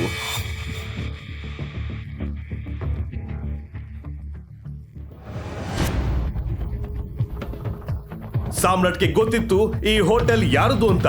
ಈ ಹೋಟೆಲ್ ಕೀರ್ತಿ ಧರ್ಮಂದು. ಕೀರ್ತಿ ಧರ್ಮ ಹೋಟೆಲ್ ಜೊತೆ ಮಾಫಿಯಾ ಡಾನ್ ಸಹ ಆಗಿದ್ದ. ಮಾಫಿಯಾ ವರ್ಲ್ಡ್ ನಲ್ಲಿ ಟೈಗರ್ ಹೆಸರು ಎಷ್ಟು ಸುದ್ದಿ ಮಾಡ್ತಿತ್ತೋ ಕೀರ್ತಿ ಧರ್ಮನ ಹೆಸರು ಸಹ ಅಷ್ಟೇ ಸದ್ ಮಾಡ್ತಿತ್ತು. ಎಷ್ಟೋ ವಿಷಯಗಳಲ್ಲಿ ಇವರಿಬ್ರು ದುಶ್ಮನ್ಗಳಾಗಿದ್ರು. ಸಾಮ್ರಾಟ್ಗೆ ಅನಿಸ್ತಿತ್ತು ಅವನು ಕೀರ್ತಿ ಧರ್ಮನಿಗೆ ಮುಖಾಮುಖಿ ಆಗಬಹುದು ಅಂತ. ಹಾಗಿದ್ರೆ ನೀನ್ ಡಿಸೈಡ್ ಮಾಡಿದ್ಯಾ ಅನ್ಸತ್ತೆ. ನಿನ್ ಬಗ್ಗೆ ನೀನ್ ಏನು ಹೇಳಲ್ಲ ಅಂತ. ಏನ್ ಹೇಳ್ಬೇಕು? ನಿಜ ಹೇಳ್ಬೇಕಂದ್ರೆ ಸಾಮ್ರಾಟ್ಗೆ ಗೊತ್ತಿತ್ತು ಚೈತಾಲಿ ಯಾಕೆ ಈ ರೀತಿ ಕೇಳ್ತಿದ್ದಾಳಂತ. ಕಮಾನ್, ಈಗ ಹೇಳು, ಎಷ್ಟು ದೊಡ್ಡ ಸೀಕ್ರೆಟ್ ಆದ್ರೂ ಏನು? ಏನು ಗೊತ್ತಾಗ್ಬೇಕು ನಿಂಗೆ? ನಿನ್ ಹತ್ರ ಕೇಳ್ತಾ ಇದೀನಿ ಅಂದ್ರೆ ನಿನ್ ಬಗ್ಗೆನೇ ಅಲ್ವಾ? ನನ್ ಬಗ್ಗೆ ಹೇಳೋಕೆ ಅಷ್ಟೇನೂ ಇಲ್ಲ. ಸಾಮ್ರಾಟ್ ಹೀಗಂತ ಹೇಳಿ ಆ ಕಡೆ ಈ ಕಡೆ ನೋಡಲು ಆರಂಭಿಸಿದ. ಈ ಸಮಯದಲ್ಲಿ ಕೀರ್ತಿ ಧರ್ಮ ಬಾಸ್ ಅವ್ರ ಹೆಸರು ಗುರ್ಗಾಂವ್ ಮಾತ್ರ ಅಲ್ಲ, ಇಡೀ ಇಂಡಿಯಾನಲ್ಲಿ ಕೇಳಿಸ್ತಿದೆ. ಹೌದು, ಟೈಗರ್ ಮಾರ್ಕೆಟ್ ನಿಂದ ಡಿಸಪಿಯರ್ ಆದ್ಮೇಲೆ ಟೈಗರ್ ಹೆಸರು ಮಾಯವಾಗಿ ಹೋಯ್ತು. ಆಗ ಅವನ ಕಣ್ಣು ಗಂಭೀರವಾಗಿ ಮಾತಾಡ್ತಿದ್ದ ಕೆಲವರ ಕಡೆ ಬಿತ್ತು. ಟೈಗರ್ ಬಗ್ಗೆ ಅವರು ಹೀಗೆ ಯಾಕೆ ಮಾತಾಡ್ತಿದ್ದಾರೆ ಎಂಬುದು ಅವನಿಗೆ ಅರ್ಥವಾಗಲಿಲ್ಲ. ಹೇಳು ಸಾಮ್ರಾಟ್, ನೀನ್ ನನ್ನಿಂದ ಏನಾದ್ರೂ ಮರೆ ಮಾಡ್ತಿದ್ಯಾ? ಇಲ್ಲ, ನಾನ್ಯಾಕೆ ನಿನ್ನಿಂದ ಏನು ಮುಚ್ಚಿಡ್ಲಿ? ಟೈಗರ್ ಡಿಸಪಿಯರ್ ಆಗಿಲ್ಲ, ಟೈಗರ್ ಬದುಕಿದ್ದಾನೆ, ಮತ್ತೆ ತುಂಬಾ ಬೇಗ ಮರಳಿ ಬರ್ತಾನೆ. ನಿನಗ್ ಗೊತ್ತಾ, ಈಗ ಕೀರ್ತಿ ಧರ್ಮ ಸರ್ ಅವ್ರ ಹವಾ ಬರೀ ಬೆಂಗಳೂರಲ್ಲಿ ಮಾತ್ರ ಅಲ್ಲ, ಇಡೀ ಇಂಡಿಯಾದಲ್ಲೇ ನಡೀತಾ ಇದೆ. ಹೌದು, ನಿಜ.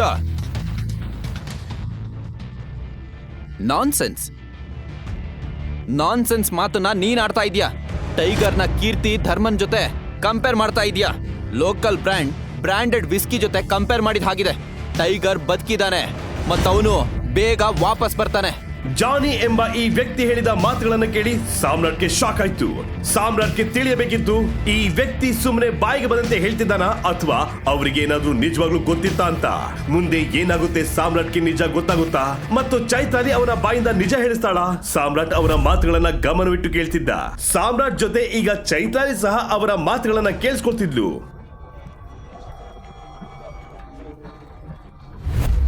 ನಿಜವಾಗ್ಲೂ ಇವರಿಗೆ ಬೇರೆನೆ ಜಾಸ್ತಿ. ಕೀರ್ತಿಧರ್ಮನ್ ಹೋಟೆಲ್ನಲ್ಲಿ ಇನ್ನೂ ಸಹ ಟೈಗರ್ ಬಗ್ಗೆ ಮಾತಾಡ್ತಾ ಇದ್ದಾರೆ. ಯಾವುದೋ ಕಾರಣಕ್ಕೆ ಚೈತಾಲಿಗೆ ಈಗ ಸಹ ಅನಿಸ್ತಿತ್ತು ಸಾಮ್ರಾಟ್ ಅವಳಿಂದ ಏನೋ ಮುಚ್ಚಿಡ್ತಿದ್ದಾನೆ ಅಂತ.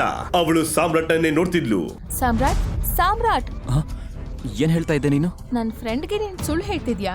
ಯಾವ ಫ್ರೆಂಡ್? ಸಾನ್ಯಾ. ಸಾನ್ಯಾ? ಇಲ್ಲ, ನಾನೇನಕ್ಕೆ ಅವಳಿಗೆ ಸುಳ್ಳು ಹೇಳಲಿ? ಆ ರೀತಿ ಏನೂ ಇಲ್ಲ. ಬಟ್ ಚೈತ್ರಾಲಿ ಏನ್ ಗೊತ್ತಾ, ನನಗಿವಾಗ ತುಂಬಾ ಇಂಪಾರ್ಟೆಂಟ್ ಕೆಲಸ ಇದೆ. ನಾನು ಈಗಲೇ ಇಲ್ಲಿಂದ ಹೊರಡಬೇಕು. ನಿನಗೆ ಗೊತ್ತಲ್ವಾ ಸಾನ್ಯಾ ಹೇಗೆ ಅಂತ. ನಾನು ಸ್ವಲ್ಪ ಲೇಟಾಗಿ ಹೋದ್ರೆ ಅಷ್ಟೇ ನನ್ನ ಕತೆ ಮುಗೀತು. ನಾನು ಲೇಟಾಗಿ ಹೋಗೋದು ಅವಳಿಗೆ ಇಷ್ಟ ಇಲ್ಲ. ಅವಳು ಸುಮ್ಮನೆ ಕೂಗಾಡ್ತಾಳೆ. ಡೌಟು ನಿನ್ ಮೇಲೆ. ಅವಳಿಗೆ ನೀನಂದ್ರೆ ಇಷ್ಟ ಸಹ ಇಲ್ಲ. ನಿನ್ ಬಗ್ಗೆ ನೆನಪು ಸಹ ಮಾಡ್ಕೊಳ್ಳಲ್ಲ ಅವಳು. ಹಾಗಿದ್ರೆ ಡೌಟ್ ಯಾಕೆ ಬರ್ತಾಳೆ? ಹೌದು ಗೊತ್ತು, ಆದ್ರೆ ನಾನು ಹೋಗ್ಬೇಕು. ನಿನ್ನ ಮನೆಗೆ ಡ್ರಾಪ್ ಮಾಡ್ಲಾ? ಮತ್ತೆ ನಾವ್ ಯಾವಾಗ ಮೀಟ್ ಆಗೋಣ? ಇದಕ್ಕೆ ಸಾಮ್ರಾಟ್ ಉತ್ತರ ಕೊಡ್ಲಿಲ್ಲ. ಅವನು ಚೈತಾಲಿಯ ಜೊತೆ ಹೋಟೆಲ್ನಿಂದ ಹೊರಬಂದ.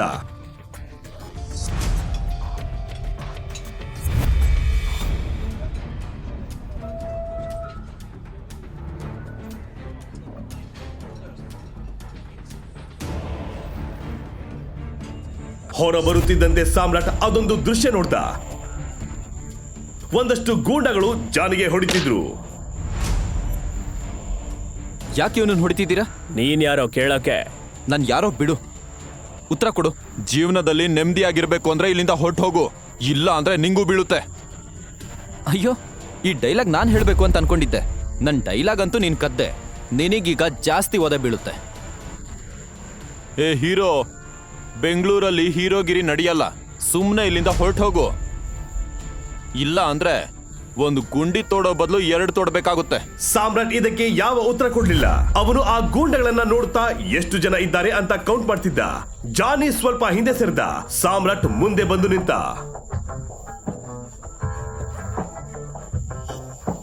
ಹರಿಶ್ಚಂದ್ರ ಘಾಟ್ಗೆ ಫೋನ್ ಮಾಡಿ ಹೇಳು 4 ಗುಂಡಿ ತೋಡಕ್ಕೆ. 2 ಮಣ್ಣು ಹಾಕೋಕ್ ಬರ್ತಾರೆ ಅಂತ. ಅಟ್ಯಾಕ್! ಸಾಮ್ರಾಟ್ ಫೈಟ್ ಮಾಡಲು ರೆಡಿಯಾಗಿದ್ದ. ನೋಡ್ತಾ ಎಲ್ಲರನ್ನು ಸಾಮ್ರಾಟ್ ಹೊಡೆದ.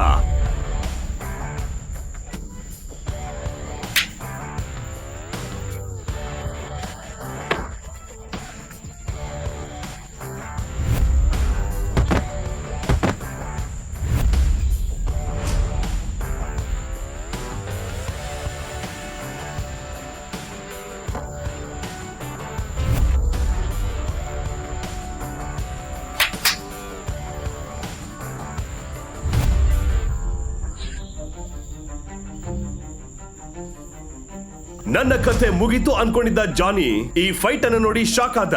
ಸಾಮ್ರಾಟ್ ಅವನ ಮುಂದೆ ದೇವರಂತೆ ಬಂದಿದ್ದ. ಸಾಮ್ರಾಟ್ ಜಾನಿಗೆ ಕಟ್ಟಿದ ಹಗ್ಗವನ್ನ ಬಿಚ್ಚಿದ.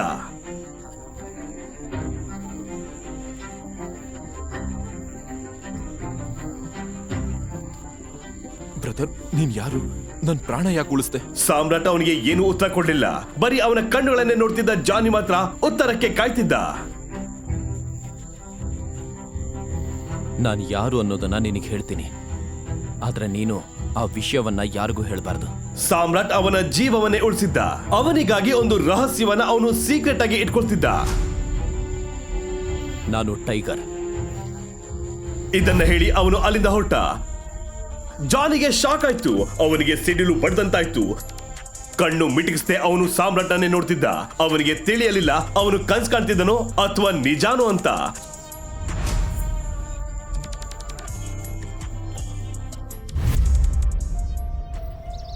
ಸ್ವಲ್ಪ ಸಮಯದ ನಂತರ ಸಾಮ್ರಾಟ್ ಶ್ರೀಕಂಠದತ್ತ ಅವರ ಮನೆಗೆ ಬಂದ.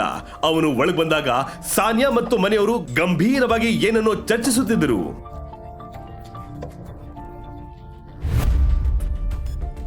ನನ್ಗಂತೂ ಗೊತ್ತಾಗ್ತಾ ಇಲ್ಲ ಏನ್ ಮಾಡ್ಬೇಕು ಅಂತ.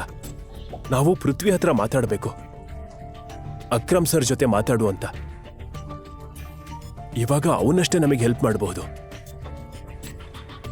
ಆ ಕಾರ್ಪೊರೇಷನ್ ಅವರ ಸಪೋರ್ಟ್ ನಮ್ಗೆ ಎಲ್ಲಿವರೆಗೂ ಸಿಗಲ್ವೋ ಅಲ್ಲಿವರೆಗೂ ನಮ್ ಕೆಲ್ಸ ಆಗಲ್ಲ. ಅದೇ ಸಮಯಕ್ಕೆ ಸಾಮ್ರಾಟ್ ಒಳಗ್ ಬಂದಿದ್ದ. ಅವರ ಮಾತುಗಳನ್ನು ಕೇಳಿ ಸಾಮ್ರಾಟ್ಗೆ ಸಂಪೂರ್ಣವಾಗಿ ಅರ್ಥವಾಗ್ಲಿಲ್ಲ ಅವರು ಏನ್ ಮಾತಾಡ್ತಿದ್ದಾರೆ ಅಂತ. ಆದ್ರೆ ಇದಂತೂ ಸ್ಪಷ್ಟವಾಗಿತ್ತು, ಸಾನ್ಯಾ ಕಂಪನಿ ಯಾವುದೋ ತೊಂದರೆಯಲ್ಲಿ ಇದೆ ಅಂತ. ಏನಂತ ಮಾತಾಡ್ತಾ ಇದ್ದೀರಾ ನೀವು? ಈ 2 ಕಂಪನಿ ನಡೆಸ್ತಾ ಇರೋದು ಟೈಗರ್. ಆಮೇಲೆ ನಮ್ಮಂತವ್ರು ಟೈಗರ್ನ ಭೇಟಿ ಮಾಡಲು ಸಹ ಆಗೋದಿಲ್ಲ. ಇಲ್ಲಿವರೆಗೂ ಅವನನ್ನ ಯಾರು ನೋಡೋ ಸಹ ಇಲ್ಲ ಅಂದ್ರೆ ಅವ್ರನ್ನ ಮೀಟ್ ಹೇಗ್ ಮಾಡಕ್ಕಾಗತ್ತೆ? ಮತ್ತೆ ಚಿರಾಗ್ ನಮಗೆ ಸಹಾಯ ಮಾಡಬಹುದಾ? ನಾನು ಒಂದ್ ಕೆಲ್ಸ ಮಾಡ್ತೀನಿ, ಸಾನ್ಯಾ ಮತ್ತು ಚಿರಾಗ್ ಮದುವೆನ ಫಿಕ್ಸ್ ಮಾಡ್ತೀನಿ. ಹೇಗಿದ್ರು ಈ ಸಾಮ್ರಾಟ್ ಒಬ್ಬ ಕೆಲ್ಸಕ್ ಬಾರ್ದವನು. ಸಾಮ್ರಾಟ್ ಎಷ್ಟೇ ಸುಸ್ತಾಗಿದ್ರು ಪರವಾಗಿಲ್ಲ, ಮುಖದ ಮೇಲೊಂದು ನಗು ಮೂಡ್ಸ್ಕೊಳ್ತಾ ಅವರ ಮುಂದೆ ಬಂದ. ಅವನು ಏನ್ ಮಾಡಿ ಬಂದಿದ್ದಾನೆ ಅಂತ ಅವರಿಗೆ ಗೊತ್ತಾಗಬಾರ್ದು ಅಷ್ಟೇ. ನಮಸ್ಕಾರ. ಸಾಮ್ರಾಟ್ ಯಾವಾಗ ಎಲ್ಲರಿಗೂ ನಮಸ್ಕಾರ ಹೇಳಿದ್ದೋ ಎಲ್ಲರೂ ಅವನನ್ನೇ ನೋಡ್ತಾ ಸೋಫಾ ಮೇಲಿಂದ ಎದ್ದು ನಿಂತರು. ಅವರ ಕಣ್ಣುಗಳಲ್ಲಿ ಕೋಪ ಎದ್ ಕಾಣ್ತಿತ್ತು. ಸಾಮ್ರಾಟ್ಗೆ ಗೊತ್ತಿತ್ತು ಅವರು ಅವನನ್ನ ನಗು ಮುಖದಿಂದ ಸ್ವಾಗತಿಸಲ್ಲ ಅಂತ. ಆದರೆ ಅವರ ಕೋಪದ ಕಣ್ಣುಗಳನ್ನು ನೋಡಿ ಏನೋ ಮಿಸ್ ಹೊಡಿತಿದೆ ಅಂತ ಅವನಿಗೆ ಅನಿಸ್ತು. ಅವನು ಅಲ್ಲಿಂದ ಹೊರಟೋದ.